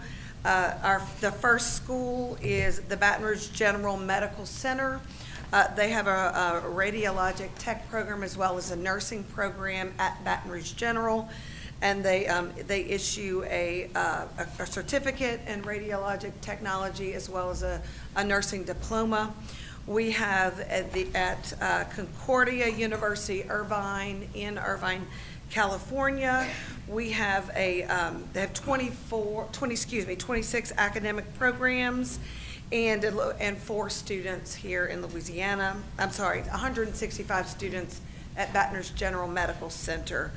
Concordia University has 4 Louisiana students. Fielding Graduate University from Santa Barbara, California has 9 students. Hertzing University in New Orleans has 313 students. They are headquartered out of Milwaukee, Wisconsin, and they have a site in New Orleans, and they have support 49 academic programs. Southern New Hampshire University out of Manchester, New Hampshire has around 2,900 students taking online programs. And then the University of Southern California in Los Angeles has 26 students. Each of these institutions are nationally accredited. I have the Baton Rouge General is accredited by the Accreditation Commission for Education and Nursing, as well as the Joint Review Commission on Education and Radiologic Technology. Concordia University is accredited by the Western Association of Schools and Colleges, which is the sister organization to SACS. You'll hear us talk about the Southern Association. This is the Western Association. Hertzing University is accredited by the Higher Learning Commission, as well as the Accrediting Bureau of Health Education Schools. Southern New Hampshire is accredited by the New England Commission on Higher Education, which is another accrediting body equal to SACS, as well as the University of Southern California that is accredited by the Western Association, again equal to SACS. In addition, on our consent agenda, item B, we have a new program, a new Associate of Occupational Students program applications. It's at the Digital Media Institute in Shreveport, Louisiana. They are now going to be offering this AOS and digital animation and visual effects in Shreveport. We have 5 initial applications. You will see here for Advanced Nurse Training in Bogalusa, Diesel Driving Academy, a new academy in West Monroe, a new driving academy in Baton Rouge, Mohs Phlebotomy in Independence, and the Northeast Maritime Institute in Houma. And then we have several renewal applications that you will see here on the list. So, senior staff recommends approval of these items on the consent agenda. Thank you, Dr. Craig. Members, are there any questions? You've heard the recommendations. Question? Yes. As we discussed before, it caught my eye that Southern New Hampshire University has 3,000 students from Louisiana. Their tuition is $16,000 according to Google. So that's $48 million going out of our state to that school. And then I looked up every college in Louisiana, and they are all, except for, curiously, Southeast Louisiana, have robust online programs. So I was wondering, why are there was a pre-COVID online schools. University of Phoenix is out of business for whoever got degrees from there. Now there's post-COVID, all of our colleges have dived into online colleges from beginning to end. So if Southern New Hampshire asked us to build a building across the street and we're gonna open a college in Baton Rouge, I'm sure everybody's hair would be on fire and say no. And here they're offering online. They've got more students than SUNO has, and we're talking about UNO and SUNO having issues, and I looked, and SUNO has a robust online university. I had no idea, because they're not marketing, I guess, like Southern New Hampshire can afford to market. And Southern New Hampshire is a private institution, so I guess like University of Phoenix, it can go out of business any day. So, and as an employer, I've had to personally vet online degrees, programs on potential employees. And I also, as the board member from Northwest Louisiana, had the, an online dual enrollment program run by Northwestern State was having technical problems for weeks, and the large high school in Bossier Parish could not get anybody to help them. So they reached out to me. I called the president of NSU, and they got fixed in an hour. So what are we doing? I mean, this is a big picture. When are we drawing the line on the new education of the future that our own colleges have online, and not allowing, phantom private universities from, with these names, Nova whatever, and Western this and this and that, and who does a parent call there? Who does an employer call? Who are we to vet any of these universities? When McNeese has a robust online, we can call their president if there's an issue. ULM, Tech, LSU, LSUS has been living on online. SUNO has, an outstanding online that nobody knows about, and as does Southern. So, and there's no oversight of those schools, of Southeast whatever, South New Hampshire. Who do we call? Who do we know? So I was just concerned about, 3,000 students are paying $16,000 for a program they can probably get from a Louisiana school. And when do we as the Board of Regents have a say in, okay, let's look at a little deeper at what we're approving on a competing ghost online universities that we could name who's the president, who's the provost, who's the whatever, over our own universities that all have, except Southeast Louisiana. If someone from here from South Louisiana, Southeast can correct me, please let me know. I would encourage y'all need to get on online yourself. But why are we even considering these Phoenixes and Southeast New Hampshires and Western Catalina and Nova Scotia and all this stuff we're seeing, when our own universities are full online course offerings beginning to end? Okay. Whenever Regent Pride, I second it 110%. I agree with you that Louisiana, our universities are suffering, and we let other universities come in and take the money. I agree with you 110%. Thank you. Dr. Craig, you want to try to? Yes, that would be great. So the Act 129 law has been in existence since 34 years, 1991. And so it is actually state law that we consider these schools that are outside of Louisiana, and they have to be licensed to operate here in Louisiana. So those schools that we license here at the Board of Regents are those schools who have instituted a face-to-face component of more than 10 students. For instance, Southern New Hampshire, I'll give a very good example.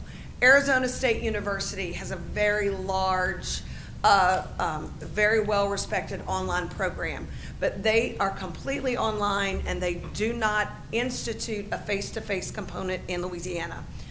They are out there, they are operating, they are receiving the tuition that Regent Pryor is discussing, but we do not have any, they can operate here without Board of Regents licensure. What you are doing when you are licensing these particular schools is you are licensing those schools who have instituted a face-to-face component in the state of Louisiana. They've got clinicals, they're paying for classroom space in New Orleans, or working in a hospital or a residency situation. There are many universities across the country that do not have to register with the Board of Regents because they are 100% online.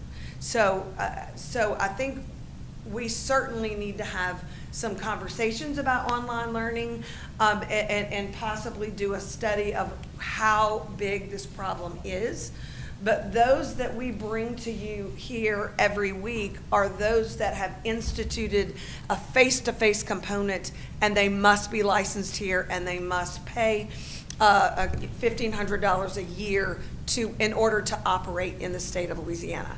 And that's based on law. That's based on the statute. We are just simply following the Act 129 statute that has been around for 34 years. Now, I would say that all of these institutions that I'm bringing to you today are accredited, nationally accredited, and recognized across the country as institutions with degrees and credentials of value.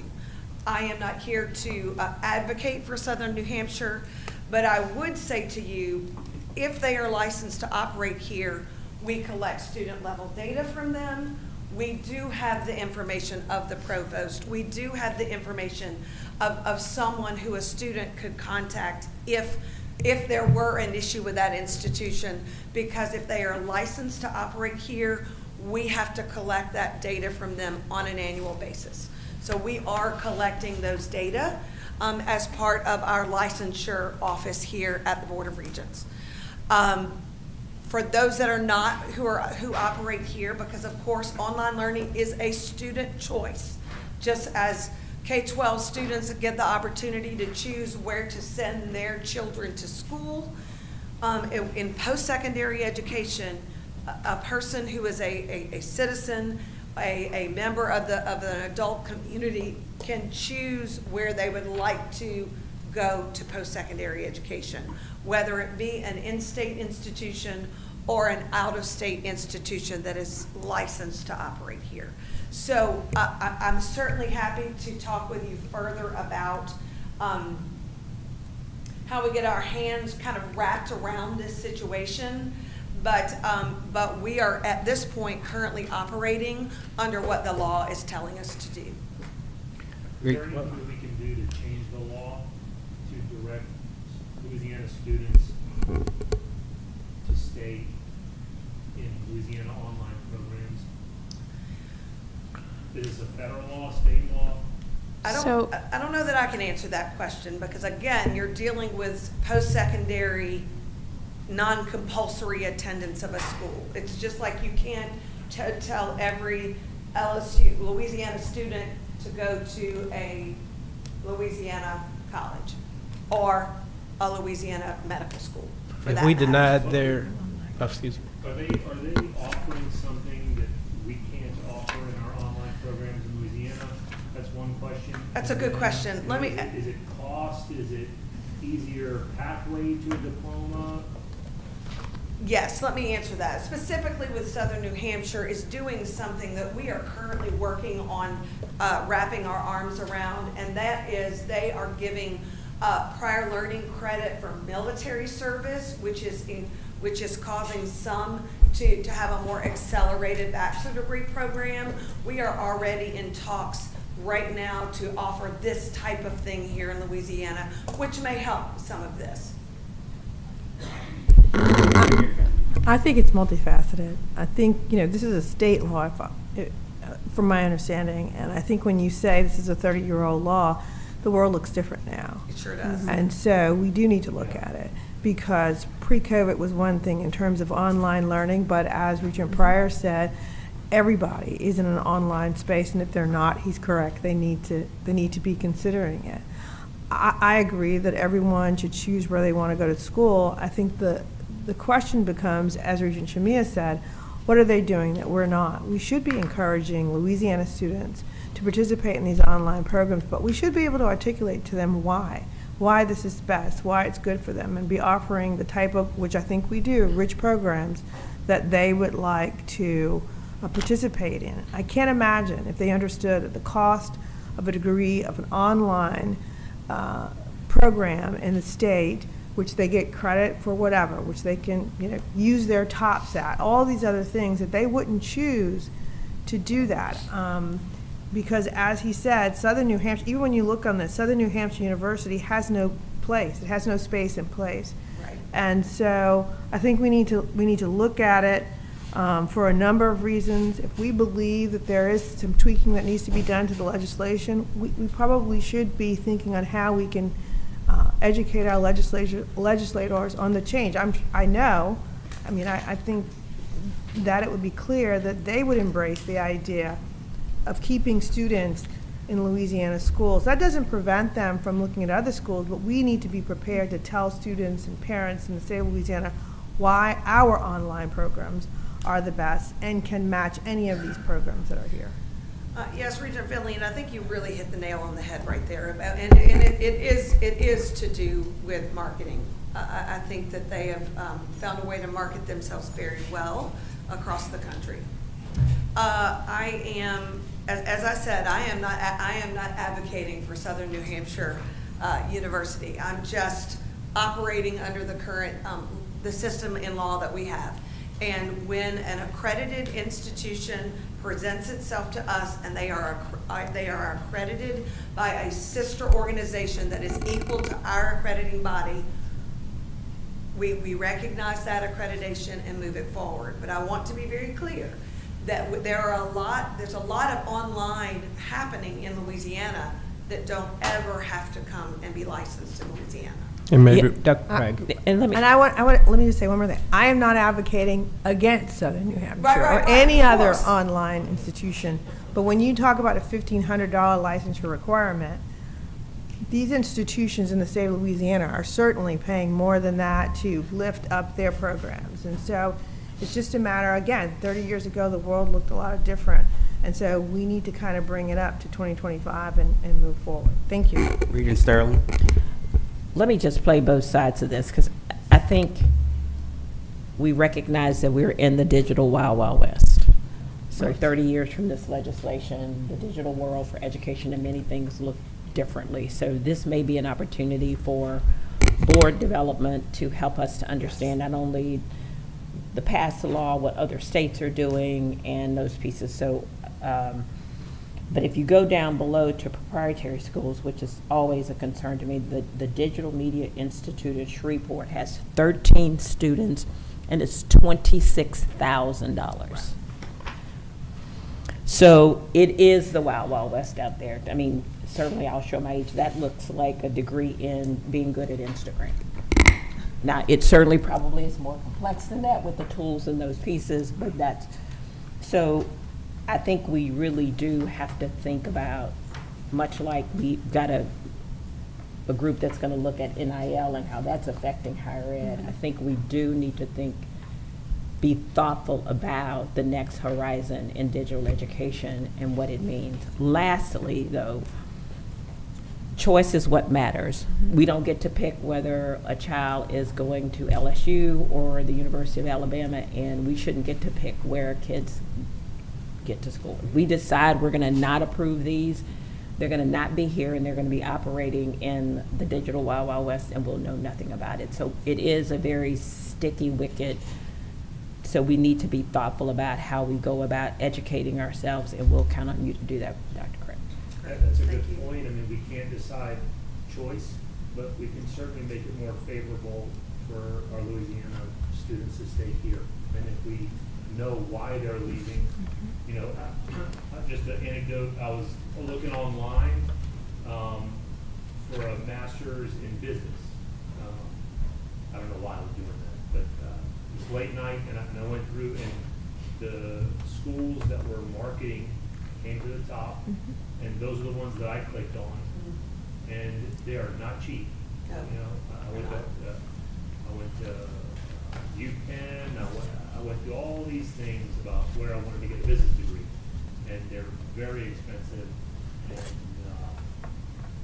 so it'd be interesting to see why kids are choosing the New Hampshire school in particular. Well, and I also think that in turn, there are people across the country that are choosing the LSU School of Business up in Shreveport. And so they have a very large enrollment, and they have, most of their students are not from Louisiana. They are from other places in the country. So I think it also goes both ways. Right, but LSU is a big university. I mean, you can take that anywhere you want, that diploma, that title.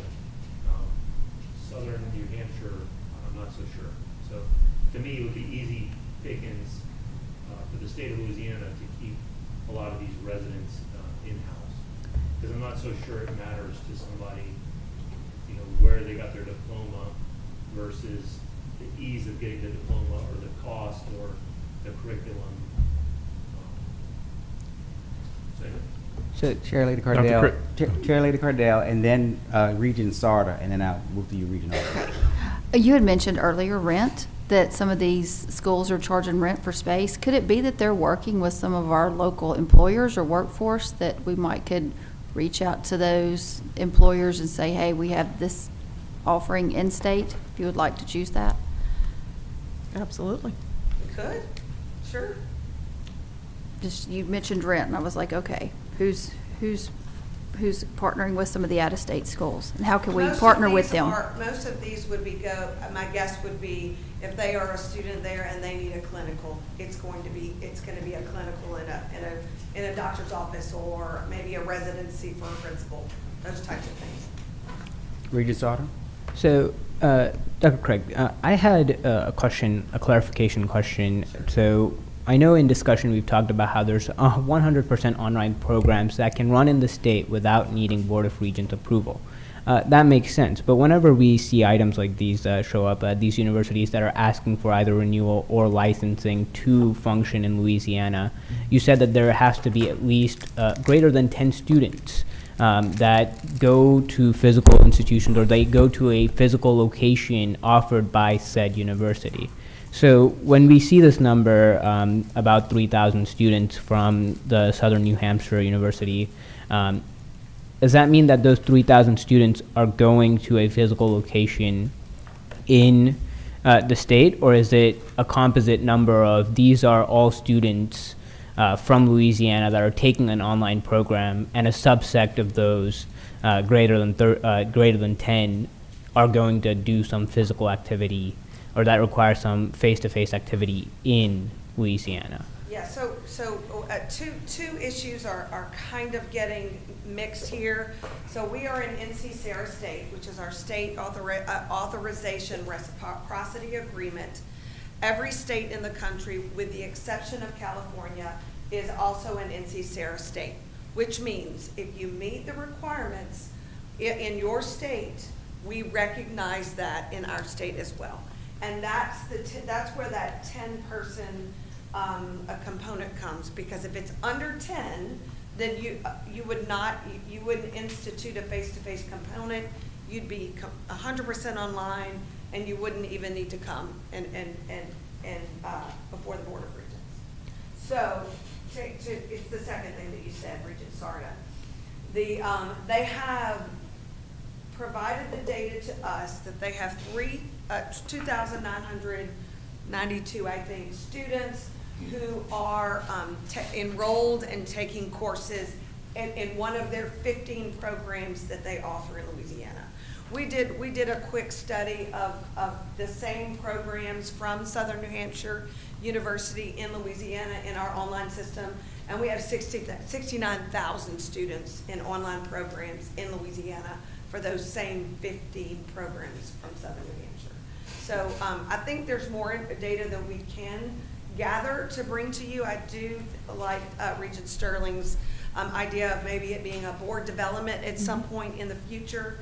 so that we can really wrap our arms around this program, around this issue. I will say we've kind of focused on Southern New Hampshire. They were approved by this body in July 19th of 2019, so pre-COVID. And they have been meeting all the requirements that they should meet to get renewal since 2019. May I say something? Regent Aubrey, then Regent Pryor. My question is related to the money, because they clearly found something happened here. It referenced that they're 100% online, and just piggybacking on our new members' question, while they offering the 100% online instruction, they must have at least 10 in some component for them to be required to come before us. That's correct. They have got to have instituted some face-to-face component here in Louisiana to be licensed, to have to be licensed to operate here. Got it. So based on our recognition of them offering courses here, if they were not, if the Board of Regents did not certify them, would those students be eligible for student financial aid? They would? Which students in 100% online programs? In a program. In other words, are we required to certify them? Is this a step for them to be able to allocate student financial aid? For federal aid, our approval does not. Doesn't even matter. It's not required. Doesn't even matter. The accreditation is what would make them eligible for that. Okay, and if the Regents had a policy or a certification that said to offer programs in Louisiana or something that it needs to be at minimum 50 or whatever, could that be legislated or could that be policy by the Regents Board? I don't know. We'd have to research that because we have agreed to be a SARA state. We are a SARA state, and we would have to look into our reciprocity agreement that we have agreed to see if the numbers, if it could be changed. And I'm not sure if they can. Okay, well, We'd have to look that's my into that. first question. I mean, that's one item that I want to check into. And then the second one is, could we, similar to how we have the local institutions to do research and look at competitors, look at pricing, could we, as a part of their application process, even if we increase the amount that requires more workload and give you more staff, whatever, but could we limit the programs?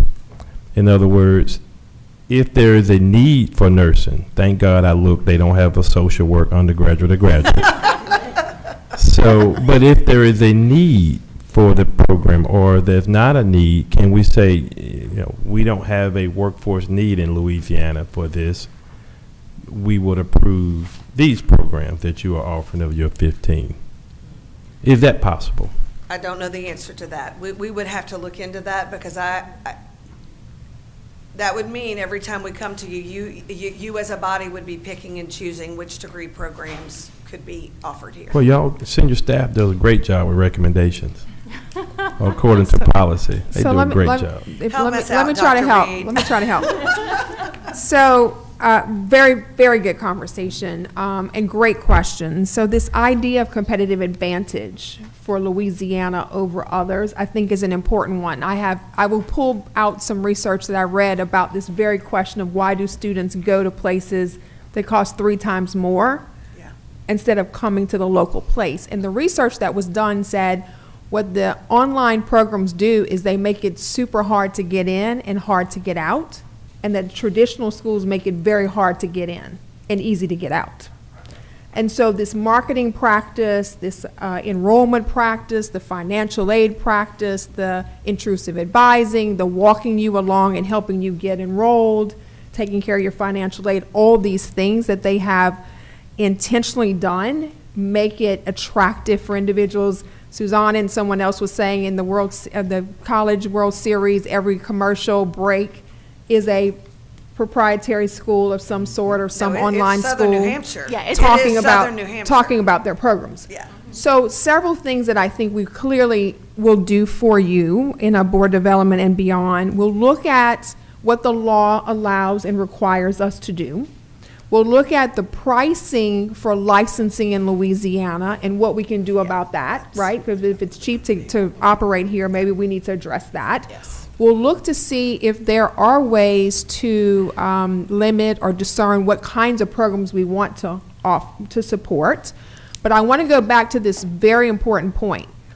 If they did not have students in person, we would not be in the conversation because they would need no licensing from us. So the idea that our analysis and research will slow down this process is a flawed assumption, right? They're only here because they have some online piece.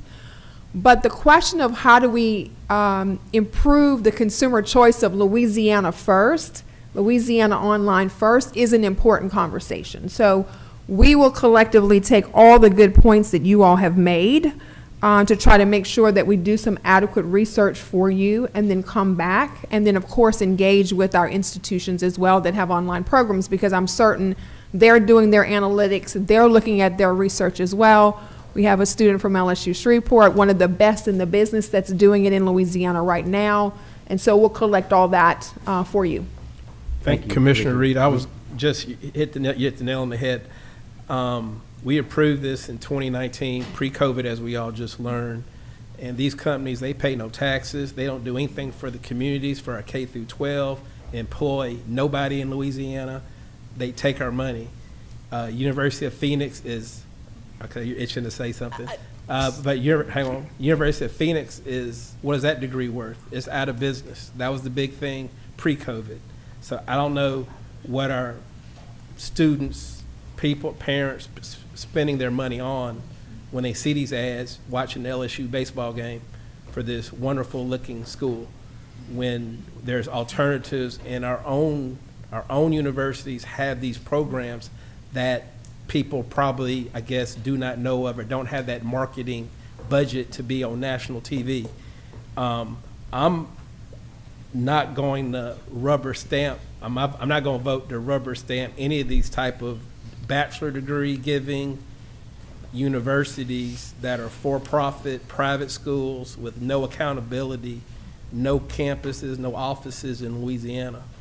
And I would just ask, and I'm not even on this committee, is there any way to pull any, I guess that would be. We can do it in the board meeting. Herzing and. We can do it in the board meeting if you want to do it, or unless you want to do it now. I mean, Herzing and Southern New Hampshire. You're not on this committee, so it's best if we do it in the board meeting, we pull it out. Okay, we'll do that then. Thank you. But, all right, one thing first. And I'd like to hear from any debate we have on this, I'd like to hear from the systems. I want their voice. I want to hear from Gallo, LSU, right, and Southern, because I talk to them, they're believing what I'm saying. They believe it's unfair and that these schools are taking from them, and then they've invested into great online programs, and these 3,000 students paying $16,000. Again, that's $48 million flowing out of Louisiana with no benefit to anybody in our state. So why are they saying? Read it to me. No. I do want to point out one. I don't mind. I just want to recognize everybody. Sure. Yeah. First of all, Herzing has a Louisiana location. Correct. It is in New Orleans. So they have a building.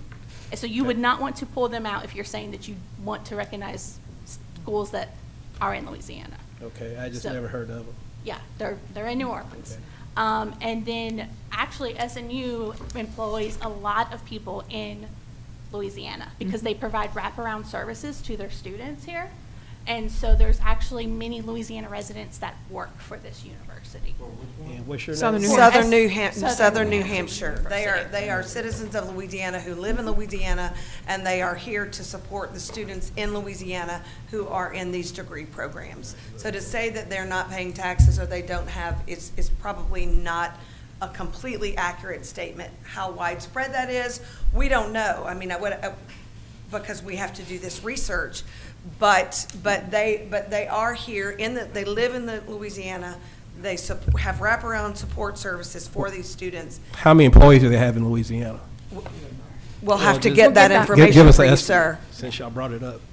We'll get that for you, but I want to go back to Dr. Shamia's question about why do they think it's a disadvantage. So the conversation we started in finance and then in academic affairs was about approving new academic programs in a tight financial market. This is the issue, right? It's the balance of consumer choice and competitive advantage. So that's the conversation that we're having, obviously. It's nested in this discussion of enrollment and student participation in our institutions is vital to the success of our institutions. And if they're choosing to go somewhere else, then that means money that could have been at our institutions. And so your question is the important one. Why are people choosing to do that? And what more can we do to ensure that they know about our institutions and their online programs? Sounds like LSU New Orleans, if it gets approved, needs to concentrate on an online program. Everybody's in that business, or if they're not, they need to be, right? They need to be for sure. But we've heard you very loud and clear on this, so we will definitely do some good research for you. Regent Finley? Yeah. Then Regent Sard. Let me say this, again for the record, nothing against the University of Southern New Hampshire, nothing against the University of Phoenix. We have to applaud them for what they're doing in the academic space and advertisement. I think our request is to take a look at this, to see where we can improve, where we can educate people, our communities, where we can assess, research, follow up, provide alternatives. But nothing against those institutions that are participating in the free enterprise of our nation to give other people choices. Thank you. Thank you. It looks like we're going to have some board development on this issue. Regent Sarter? So something that I'd like to bring forward to all the regents here is the fact that TOPS is applicable, and Dr. Boutte can correct me if I'm wrong on this. TOPS can be applied to online colleges in Louisiana. If it's a Louisiana school. Right. Right. Correct. So the reason why I bring that up is the fact is, if as a Louisiana student, as a high school student, you do have the freedom of choice to go to what university that you choose. In terms of Louisiana, inside of Louisiana, you can choose to go to an LSU online program or any university in the state of Louisiana that has a virtual program and get TOPS funding for it, right? So it's like that added benefit of there are things that we do inside the state that will incentivize the students to go to Louisiana schools. The question that we raised on this matter of, yes, this is business that's going out of the state, but how many of these students that are getting credited degrees are staying in Louisiana and working Louisiana jobs? I am playing devil's advocate here for a reason that as a student representing each one of these students, they made a conscious choice, like I did, to go to LSUS, right? They made a conscious choice to go to their university of choice, whether that be Nicholls State, whether that be ULL, or any Louisiana college or college outside. But how many of these students are staying in Louisiana and contributing to our economy regardless of the education that they get, right? And these points, the reason why I bring these points up is these points should be looked into and might be looked into whenever we do a board development meeting on these online schools to understand what's actually going on behind the covers whenever we say that X student got a degree from Southern New Hampshire or any of these colleges, but then went on to be a representative at some firm or went on to be a nurse or a nurse practitioner at some hospital or a clinic. The important point is, can we facilitate this knowledge up to the region so that way we understand what's actually going on? How much, what percentage of this is benefiting Louisiana? Because ultimately, Board of Regents serves here to improve and to get the best education, the best value for Louisiana residents. Therefore, we have to look into this, and I commend the staff for bringing all these points up, but there might be more questions because 38 years is a long time, and change happens very fast. So it might be the time where we call for a revisit on these policies. Thank you, Regent Sarter. And thank Regent Pryor, Regent Shamia, Regent Cardell, Sterling, Aubrey, Glazer, and Finley for these comments. None of us who are in the committee. That's okay. That's okay. That's what this is about. I mean, that's what this is about. It is the time to do it now, and I'll make sure, Regent Pryor, we pull out what we need to do at the board meeting. But right now, I'm gonna, I guess, ask for a motion to approve the consent agenda, if we can get a motion. I guess not. Okay.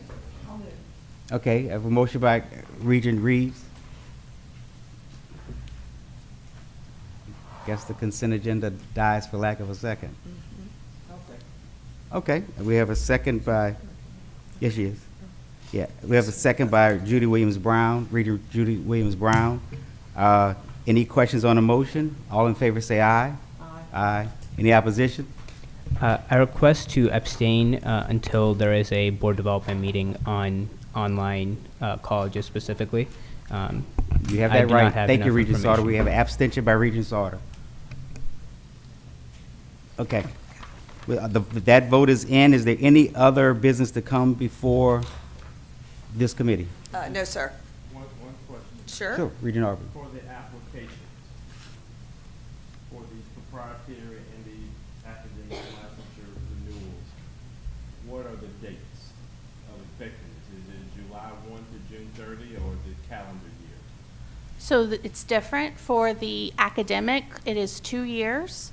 And so they run, we've switched it, so it's the June 1st through June 1st of 2027 is what the academic ones are. And the proprietary school licenses are for 1 year, and they are rolling based on when the school was initially licensed. So these schools have licenses running from April through May.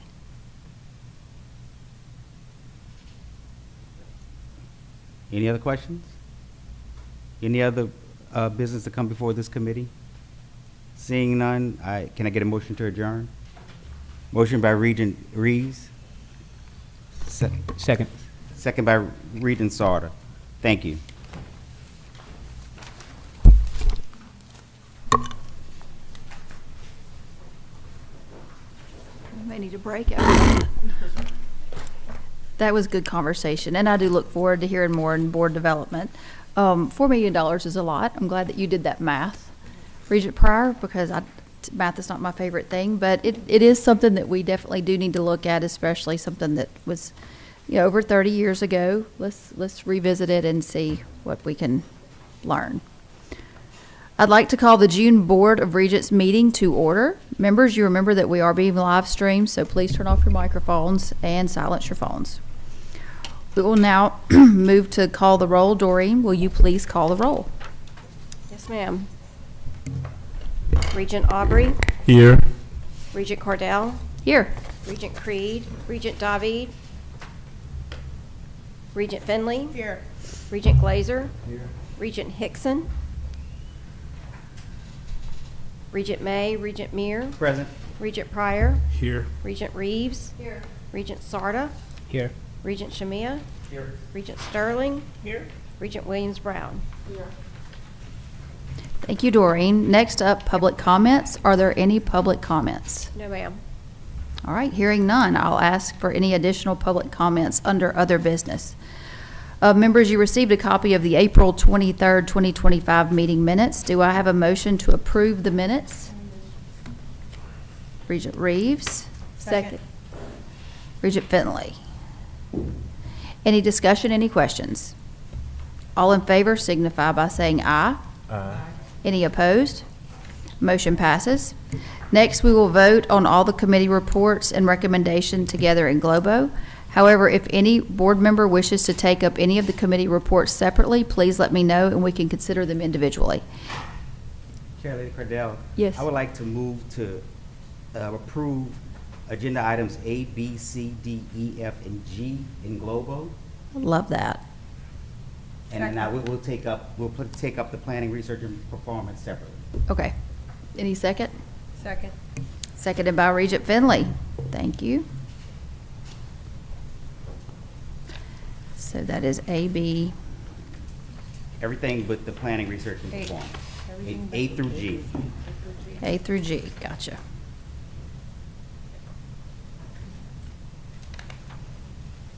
Okay, motion passes. No, you have to vote. We have to Oh. vote, yeah. All in favor, say aye. Aye. Any opposed? Okay, now the motion passes. You got it.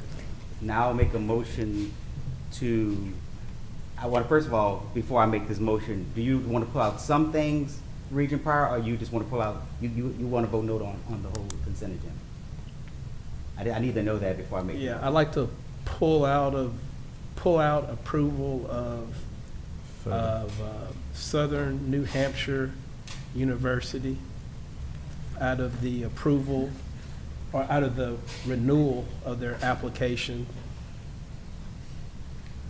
That give a reason? Would there be table theirs? What's the word? I would say for any, I would ask for pull out any renewal application for any online university offering Bachelor of Science degrees. I'm not sure what Uma would say. I will say this. I think we need to make sure we craft this. We need to craft this because I don't want to legally go after any particular school. So I'll let. May I make a comment? And, Sure. and of course, we remember all of these. If this institution does not get approval for a license to operate here, we are impacting the 3,000 Louisiana residents who are actually in this institution. I'm not, advocating voting one way or the other, but we do need some time to do this research, and this institution is up for renewal now. Sure. And so it does have 3,000 Louisiana residents who are students in this school. All right. So in order to not signal out, Uma's here. Step Uma, if you need to. In order to not single out one institution, you probably want to just vote on the planning, research, and performance agenda separately. Separately. That's okay. Right? Right. Right, Uma? Yes. Well, I'll make a motion to approve the planning, performance, and planning, research, and performance agenda. I mean, yeah, I guess it's agenda, yes. As recommended by the senior staff and the committee. Okay. And I'll. Is there a second? Is there a Is there a second? Okay, you need a second. Okay. We only approved, A through G. A through G. H is To now- take those separately. No, we approved A through G. We're now, I just moved to approve H. Okay, then you moved to approve it. And I think Christy Reeves seconded, I'm not sure. There's a second. Yep. Yes, So now sir. the There's a motion question and is, a is second. there any additional discussion?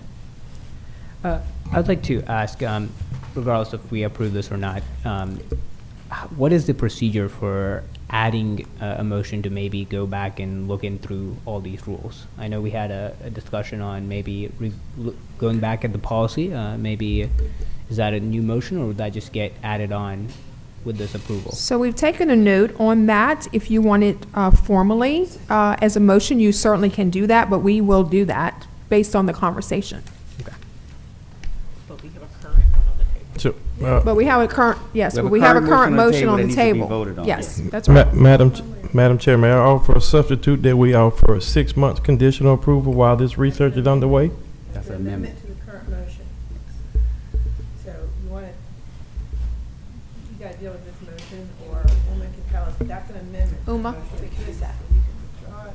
Okay. So my concern would be, you kind of have two separate issues. You have your Act 129 academic, and then you have your proprietary schools that have already gone through the Proprietary Schools Commission, and this is their recommendation.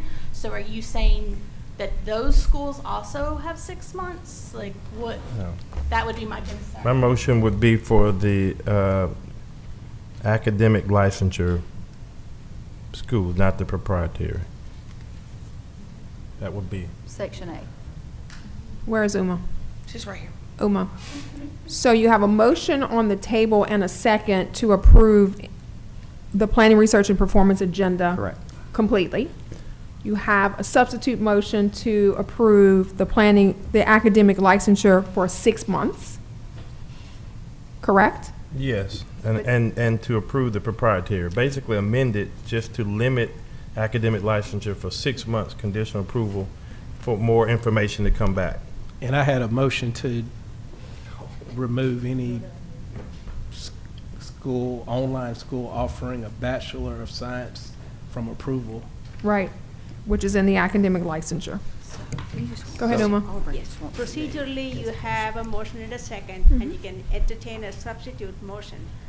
I cannot advise you on the implications of what that conditional approval for 6 months would do. I would defer to Dr. Craig on that. Procedurally, you can take up the substitute motion as long as you limit it to not proprietary schools, not affecting the approval of the proprietary schools, limited to the academic degree granting institutions. And I'm going to have to defer to Dr. Craig on how that would impact the current students. I think she spoke about that, but procedurally, you can take the substitute motion, and if you get that, if you get a second, if you get that motion approved, then you can entertain that motion for action. Yeah, and the only reason why I say the 6 months, because at the end of the day, if we don't put a time period, and we do a lot of studies, the Board of Regents, and we know that it's going to have an impact that gives us at least to the end of the year to get something back to address all of everybody's questions, and then we could come up with a policy or a path forward, whether we do approvals individually by campuses or whether we say this is the new policy, we want to move forward with all of these. And I just felt 6 months would be appropriate. Dr. Craig, can you speak to the unintended consequences of that? As long as if it is a conditional approval that they can continue with their license for the next 6 months, and that we come back together to make a final decision, I don't think that won't affect the students, because you will be giving them, you will still be giving them approval for the next 6 months conditionally until we do our research. Does that impact the funds that we have already collected from them? Do we need to send those funds back? Fees are non-refundable. Fees are non-refundable. We have collected fees from them, so you should know that. Probably So wasn't enough. Here's the question. This body then has to come back before the 6 months is terminated, vote on this with the research and public notice, I would assume. Yes. Yes. I will also put out that there will be other academic schools within the 6 months who will be submitting renewal applications. And so how will you vote on those schools? It certainly is a much larger issue because of where we are in the process of renewals. But we're certainly willing to do whatever research you need us to do and come back to you, but we don't want to have unintended consequences to the students who are currently in these schools if we deny their current approval status. And I support Regent Pryor, and I just didn't want to, when you start singling out that program, I think that may be, but just trying to give you time. If Yeah, another no, school we definitely need time to do this research. So let me ask a question. Is it helpful if we do a substitute to the substitute and just and take the proprietary schools separately and then vote on the academic licensure separately? I'll withdraw my motion for the full consent agenda, so you can. So then mine goes away. You can make another motion. Oh. Okay. I'm gonna withdraw so you can make another motion. All right. And he withdraws. Go ahead. Withdraws, and we'll. The board is clear. The board is clear. So now, I think, Madam Chair, you want a motion to approve the proprietary schools, right? And then a separate motion to address the academic licensure. I'll make a motion to approve the proprietary schools under the consent agenda for this committee. Okay? I second. Okay. Any discussion? Motion, second, discussion. And Any discussion? Oh, no, we're in a full meeting, so it's okay. Yeah. Not in a committee meeting. Any discussion? All right, all in favor, say aye. Aye. Okay. Any opposed? None. Motion passes. All right, now. Next. Are we Before moving on? we- Yeah, Going no, on to the almost, academic almost. licensure. Okay. Madam All right. Chair, with regard to the academic licensure applications, renewals, A, B, C, D, E, and F, I would like to offer a motion that we provide them conditional approval for 6 months. Gotcha. And any other renewal applications that we provide conditional approval up until the 6-month period is up. So by this time, by December, we will move forward with either a new policy or a new practice or whatever to address any academic licensure programs. All right. Moved and seconded by Regent Sterling. All in favor? I'd like to Any bring questions? something to discussion I'm kidding. here. Will we be making a violation of any of our NC-SARA agreements by conditional acceptance? I don't think so, Leanne. You were.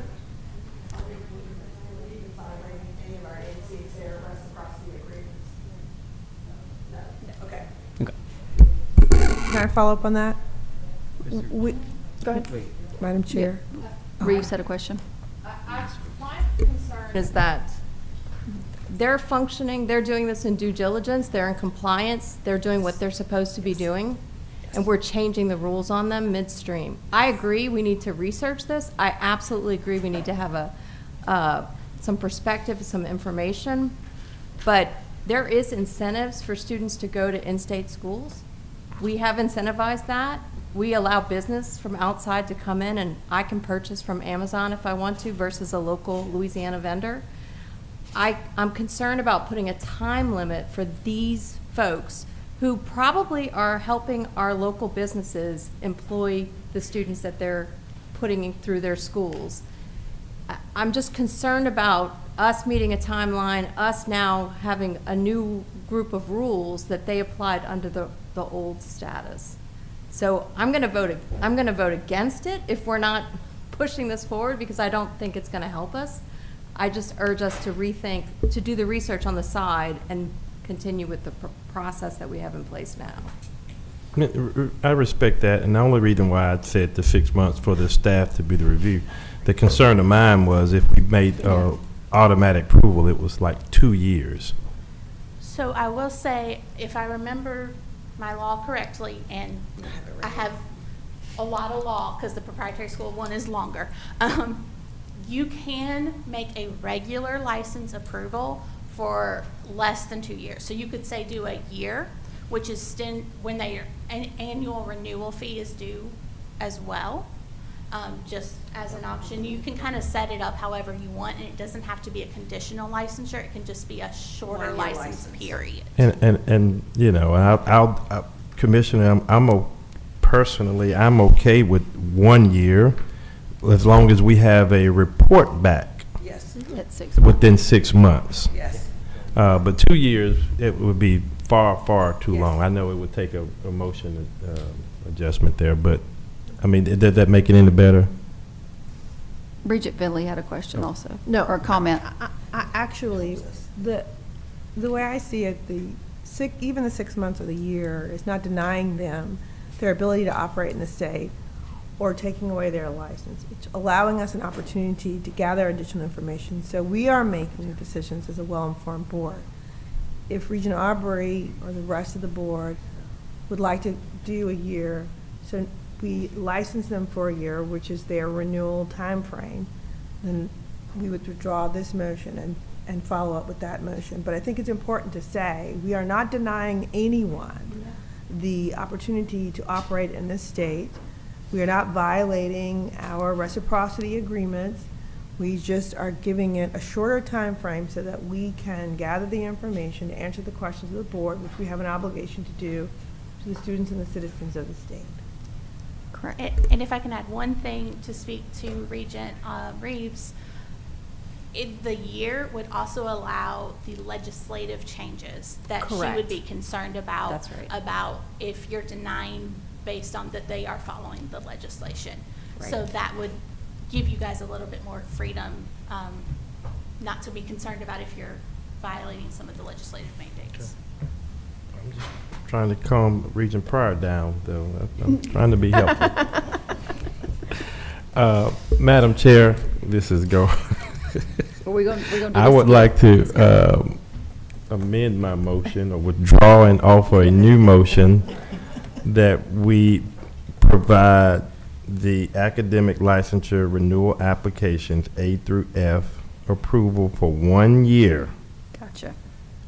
In addition, I would like for senior staff to bring information and recommendations addressing board concerns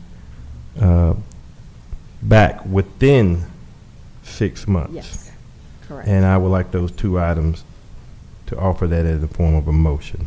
I'll second. Okay. That's better. Sterling and Reeves, seconded. Any other discussion? All in favor signify by saying aye. Aye. Any opposed? Motion finally passes. Got one. Do we have an opposition? Or Opposed. oh, you one? Okay. Just one? Opposition by Regent.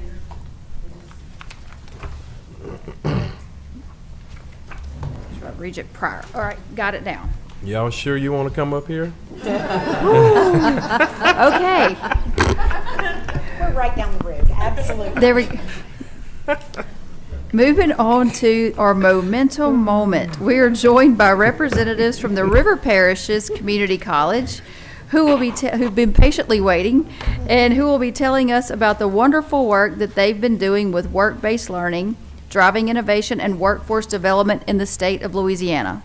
Dr. Denley, please tell us about this item and introduce our guests, Vice Chancellor Donaldson, Ms. Jackson, and Ms. Whitehead. I will be delighted to do so. Thank you. Thank you, Tristan.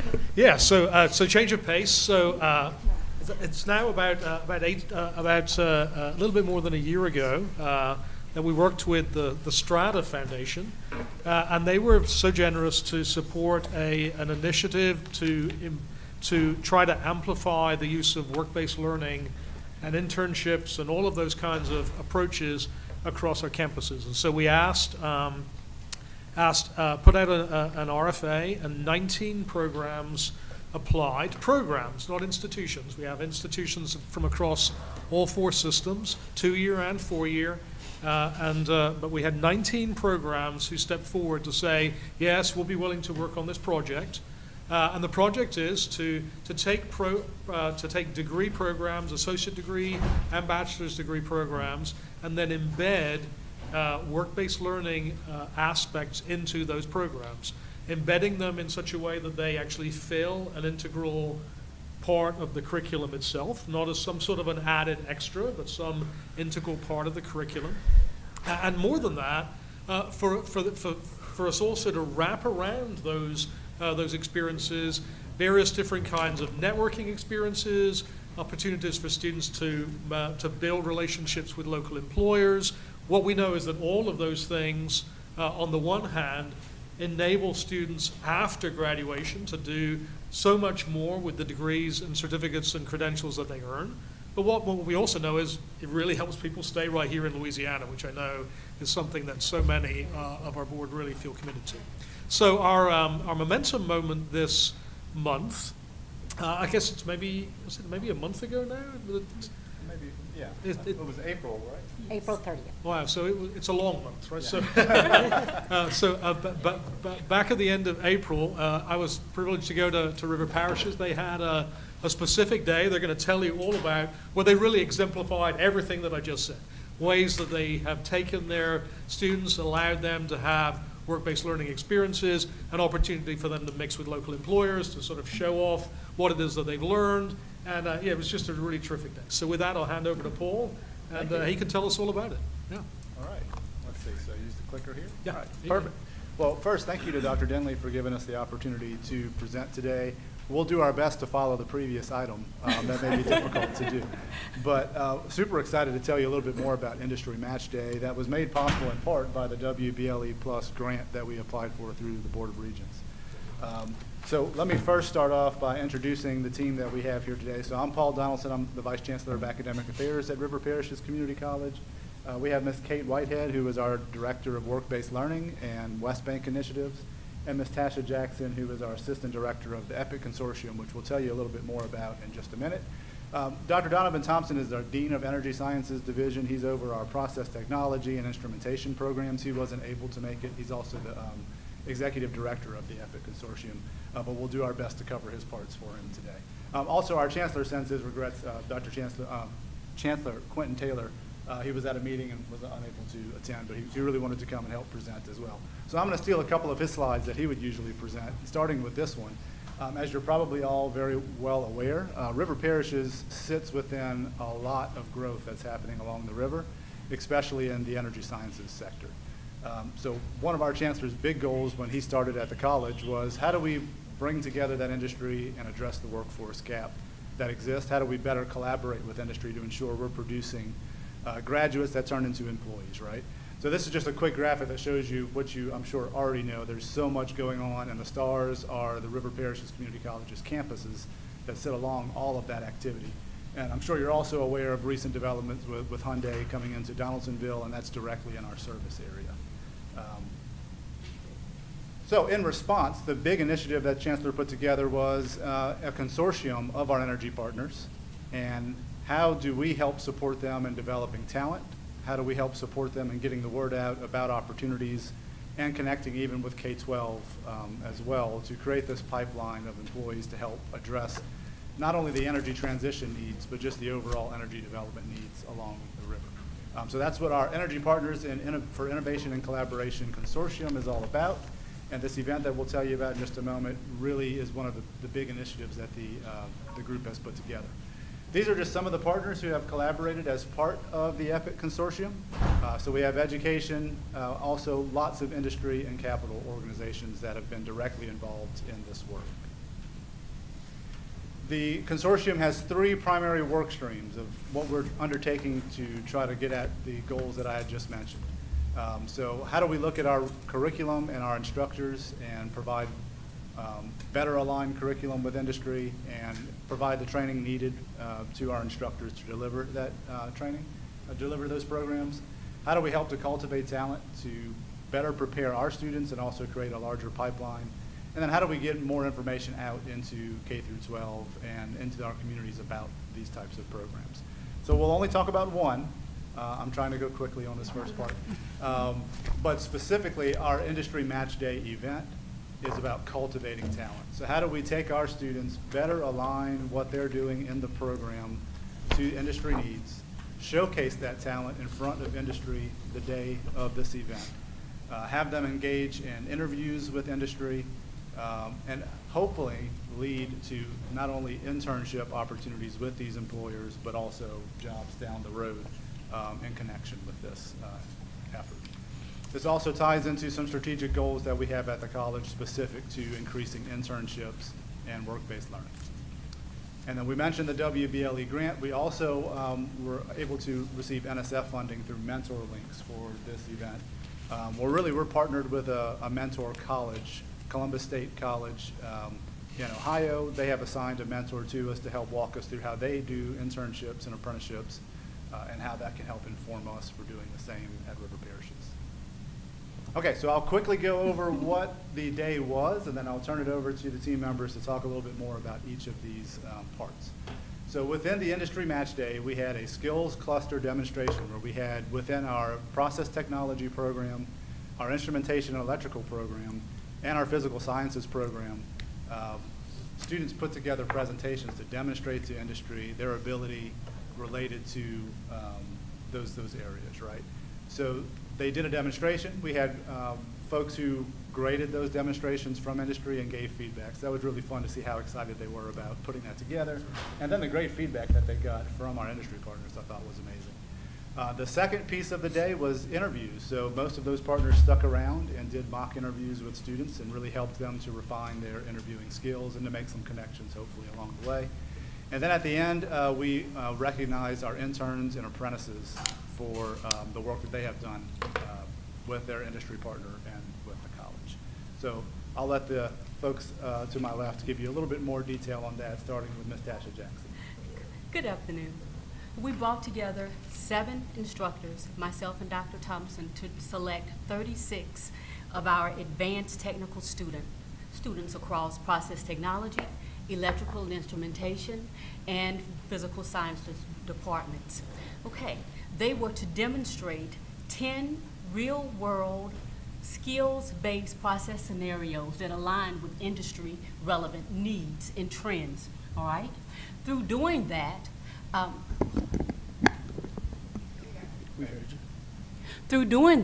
we were able to prove to and showcase to our industry partners that we're training students that are ready to meet their expectations on day one. We were honored to have 10 of our industry judges. They included Marathon, Shell, ExxonMobil, Methanex, Dow, OxyChem, AWC, and MMR. They provided both verbal feedback in real time to our students after each demonstration, as well as written feedback in the form of rubrics. This was not just show and tell, it was performance-based evaluation endorsed by the industry partners that in turn employ our students. So we're very excited about what happened. It was a very meaningful experience. Momentum built throughout the day as they did their skills cluster demonstrations, knowing that they would get the opportunity to move on to the next phase. But next, please. Thank you.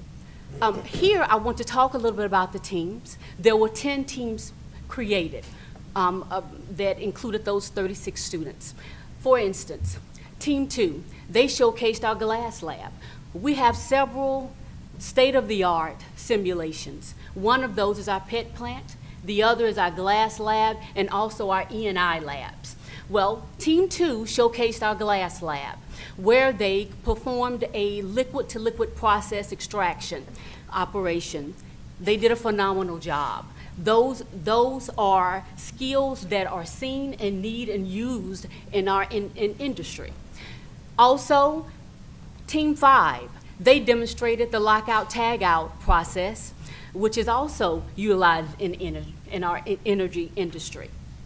Teams 9 and 10, they utilized our PET plant, where they troubleshot scenarios using the feed tank circulation, also identical to what they'll be doing when they're hired. We were very excited about what took place. Our students were motivated, our students had fun, our students were able to engage in an experience that they will remember. And if you haven't seen our PET plant unit before, it's certainly something I'd love to present on in the future. It really is a state-of-the-art unit that relates directly back to the energy sciences sector, and really is kind of a shining star in the Southeast in terms of equipment that we have for our students to train on. These were some of the pictures of those different presentations that we had. All right, then I'll turn it over to Kate for a mock interview. Okay, after we had our skills demonstration, we had lunch and a networking period with our industry partners, and we moved into our mock interviews and resume writing sessions. We had structured mock interviews with 12 business and industry partners: Dow, BASF, Turner Industries, Westlake Marathon, Shintech, CF, Ascension Welding, Methanex, OxyChem, ISC, and Orion Engineering. And in order for these students to get the most out of their, it was an hour and 15-minute segment, we had them do speed dating style interviews. So every 9 minutes, they were moving to a different industry partner, and within that, they not only got one set of feedback, they got 3 sets of feedback. 36 third and fourth semester energy sciences students participated in the mock interview session. And one of the things I do want to highlight from that day is throughout the day, Dow Chemical interviewed 19 student candidates for not mock internships, but real internships. I received a text this morning from Dow, and they have extended offers to 5 of those 19 students. Oh, wow, that's awesome. Here are some more pictures. The mock interview session was held in our library. Most of our industry partners had 2 representatives present with 1 student, which was great because most of the time in the petrochemical and oil and gas world, students are utilizing team interviews as well. All right, now I'll wrap us up real quickly. So at the last part, what we envision this being in the future as part of this event the interviews will actually turn into a matching, similar to what happens in like health sciences or when students are picking what university they're going to go to. That's not quite where we are yet, so we really just celebrated the interns and the apprentices that we have.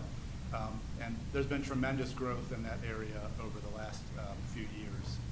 And this is some of the pictures of the interns and the apprentices that we had. And then just a couple of notes on moving forward. We plan to do this again next year. And we want to develop a smaller one for another one of our programs, drafting and design. And again, we really want to get to the point where students are coming to this event, they're demonstrating, they're being selected for an internship. They leave that internship, putting on their hard hat, that event, putting on their hard hat and going to a paid internship. So the support that the Board of Regents has provided has certainly helped us with this event, and we're really excited what year 2 is going to bring for us. So with that, any questions or any additional? I know you were there able to attend, so I don't know if there's any additional feedback. Well, I just thought it was fabulous. I mean, you know, as I say, the project that we're doing with Strata is just exciting to see so many schools really stepping into this work, and I just congratulate you on, I mean, you jumped in with both feet, you know, waist deep and all of it, and I think it's just really exciting to see. So it was a tremendously energetic event, so impressive, and just was excited to bring it to the board today. So thanks for being here. Thank you very much. All right. Thank you, Dr. Denley, Dr. Donaldson. Also, Kate Whitehead and Tasha Jackson, thanks so much for coming today and for your energy and your commitment to this program and to our students. Paid internships is really something that's should excite everybody. So thank you for coming today. Thank you.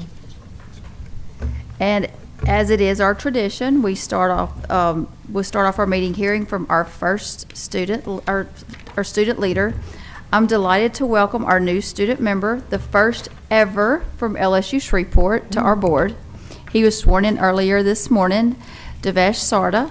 Regent Sarda is assigned to the following committees: Academic and Student Affairs, Artificial Intelligence, Legislative, PRP, and statewide programs. And if you've been here the whole meeting, you could see that he has jumped in with both feet, and he is doing a great job.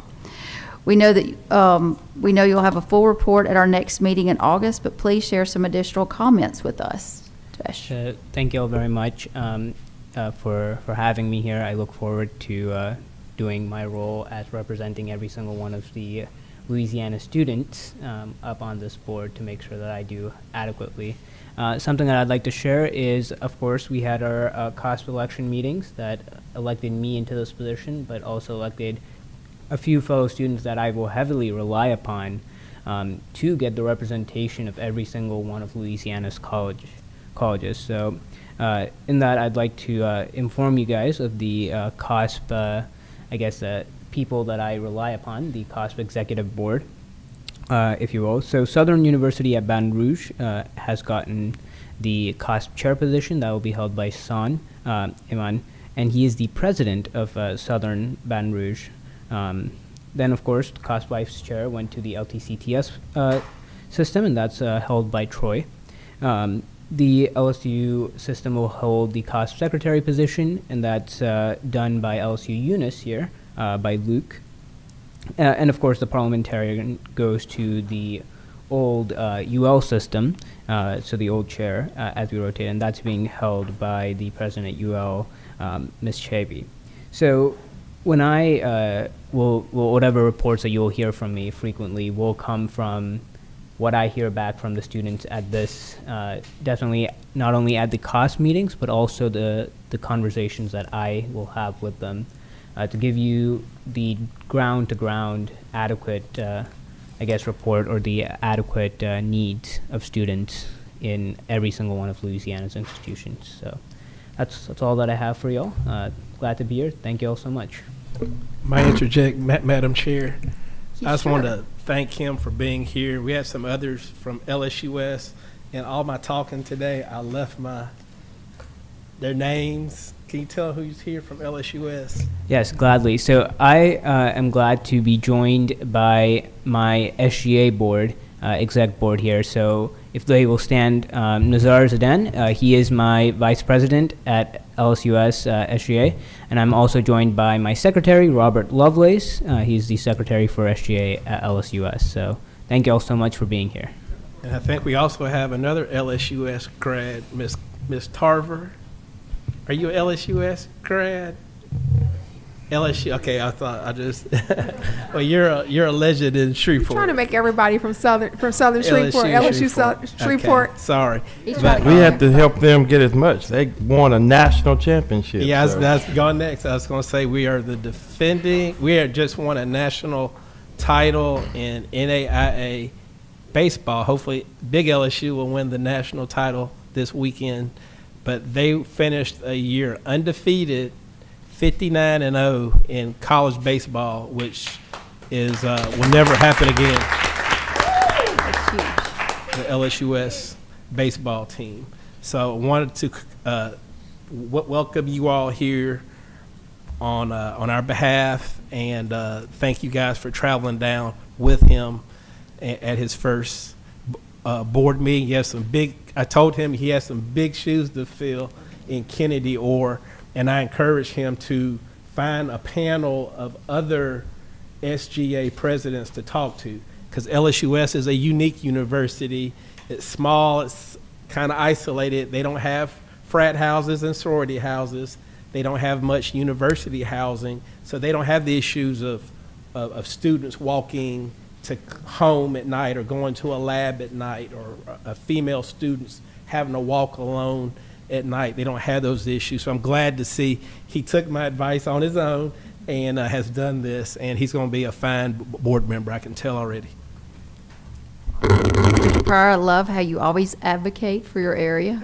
You and Regent Aubrey are always champions.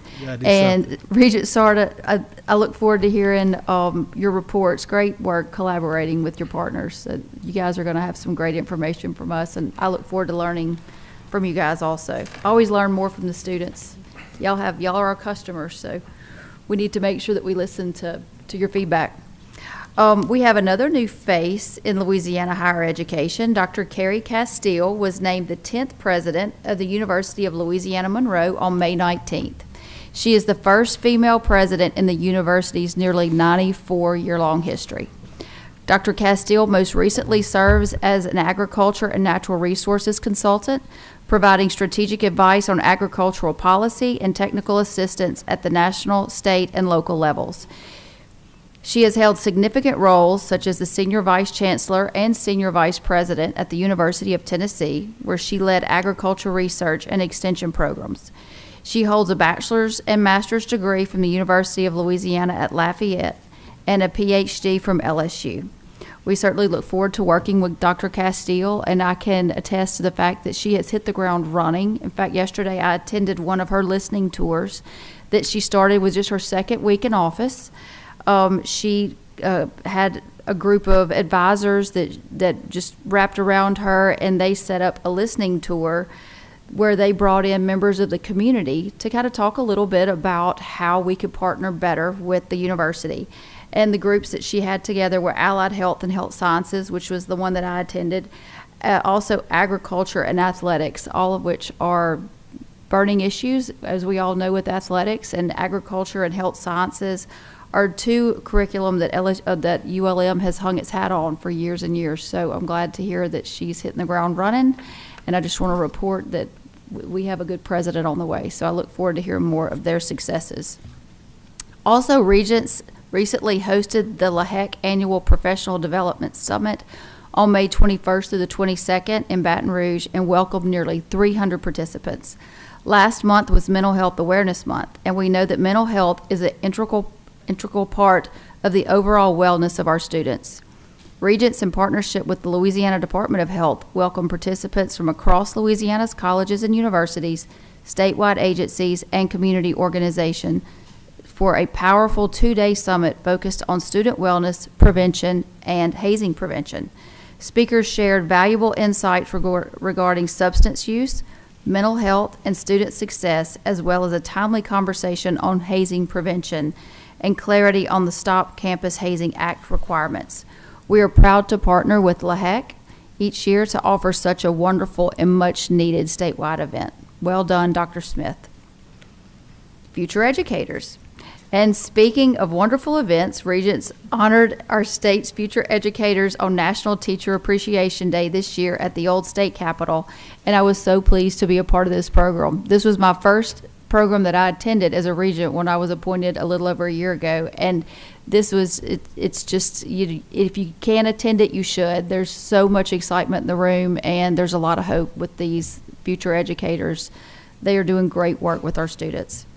Public and private universities from across the state nominated their top students from their teacher preparation programs to be recognized during the event, where they heard from Dr. Saber Kingham and from the Office of the Governor, Dr. Jenna Chason with the Louisiana Department of Education, Louisiana's 2025 Teacher of the Year, Miss Elise Bouton, and legendary Northside High School teacher, Miss Frances Shaw, who is amazing.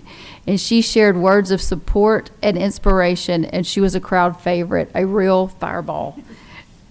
47 future educators, including 6 amazing high school students who are also interested in being teachers, were all recognized at this event. Congratulations to the Regent staff for all of their excellent work, as usual. And that concludes my report. Next, we will have the Commissioner's report. Commissioner Reed.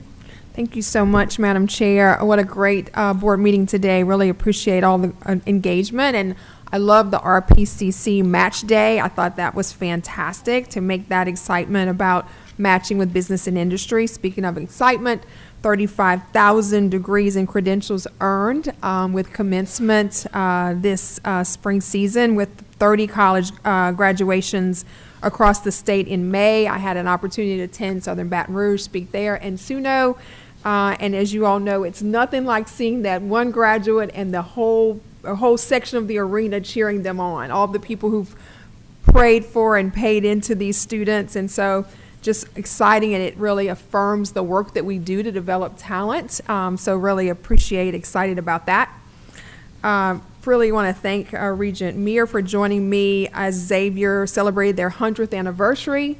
We attended an opportunity to see Dr. Francis, who is a legend, as you all know, and Xavier dedicated a statue in his honor, and he is one of one, just a phenomenal historic leader for Louisiana and for the country, and 47 years as president. So we were happy to be there for that. Then we got to swing some paintbrushes and move some rollers around with our chair for our service day. You know, we love to give back. We're doing the Foster Youth Project. We do food pantry work, but last weekend we were out in the heat painting a teacher's future home.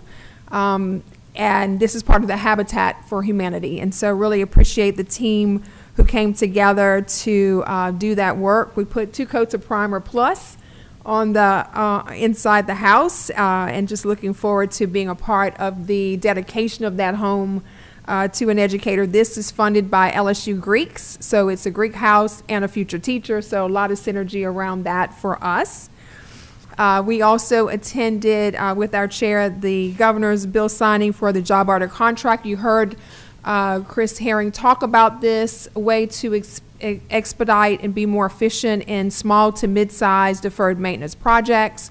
We brought along on the side of me and the chair a group of students who work for us, our student interns here at the Board of Regents, so they could see it in action, and they had a great time Googling all the bills that were signed before that one and seeing how it works.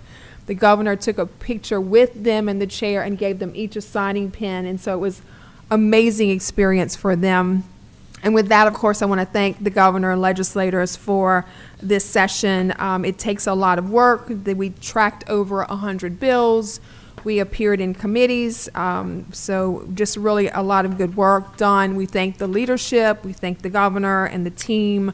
It takes a full village to get the work done. And really want to thank our chair as well, who was taking up residence in Baton Rouge to make sure we were doing everything we could. And with that, I will turn it back over to our chair with appreciation. It was an eye-opening week, but I was glad to be here. Is there any other business to come before our board? I want to echo again, I saw you working the halls of the Capitol, and I saw in the committees and really pushing for funding.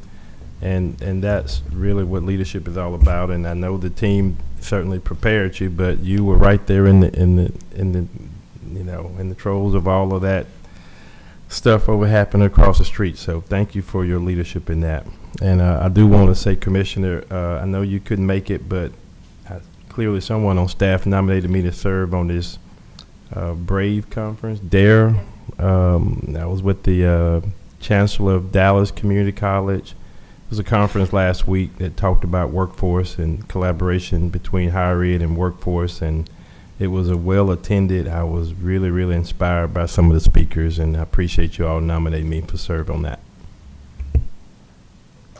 Thank you, and I heard you were fantastic. No doubt you will do a good job, Regent Aubrey. And you guys set a high bar, so I have to work really hard. All right, members, as a reminder, we do not meet in July. Our next meeting will be a joint meeting with Bessie on August the 20th, starting at 9 a.m. Doreen, any public comments? All right, hearing none, is there a motion to adjourn? Regent Sterling, Regent Meir. Any discussion, any questions? All those in favor signify by saying aye. Any opposed? We are adjourned.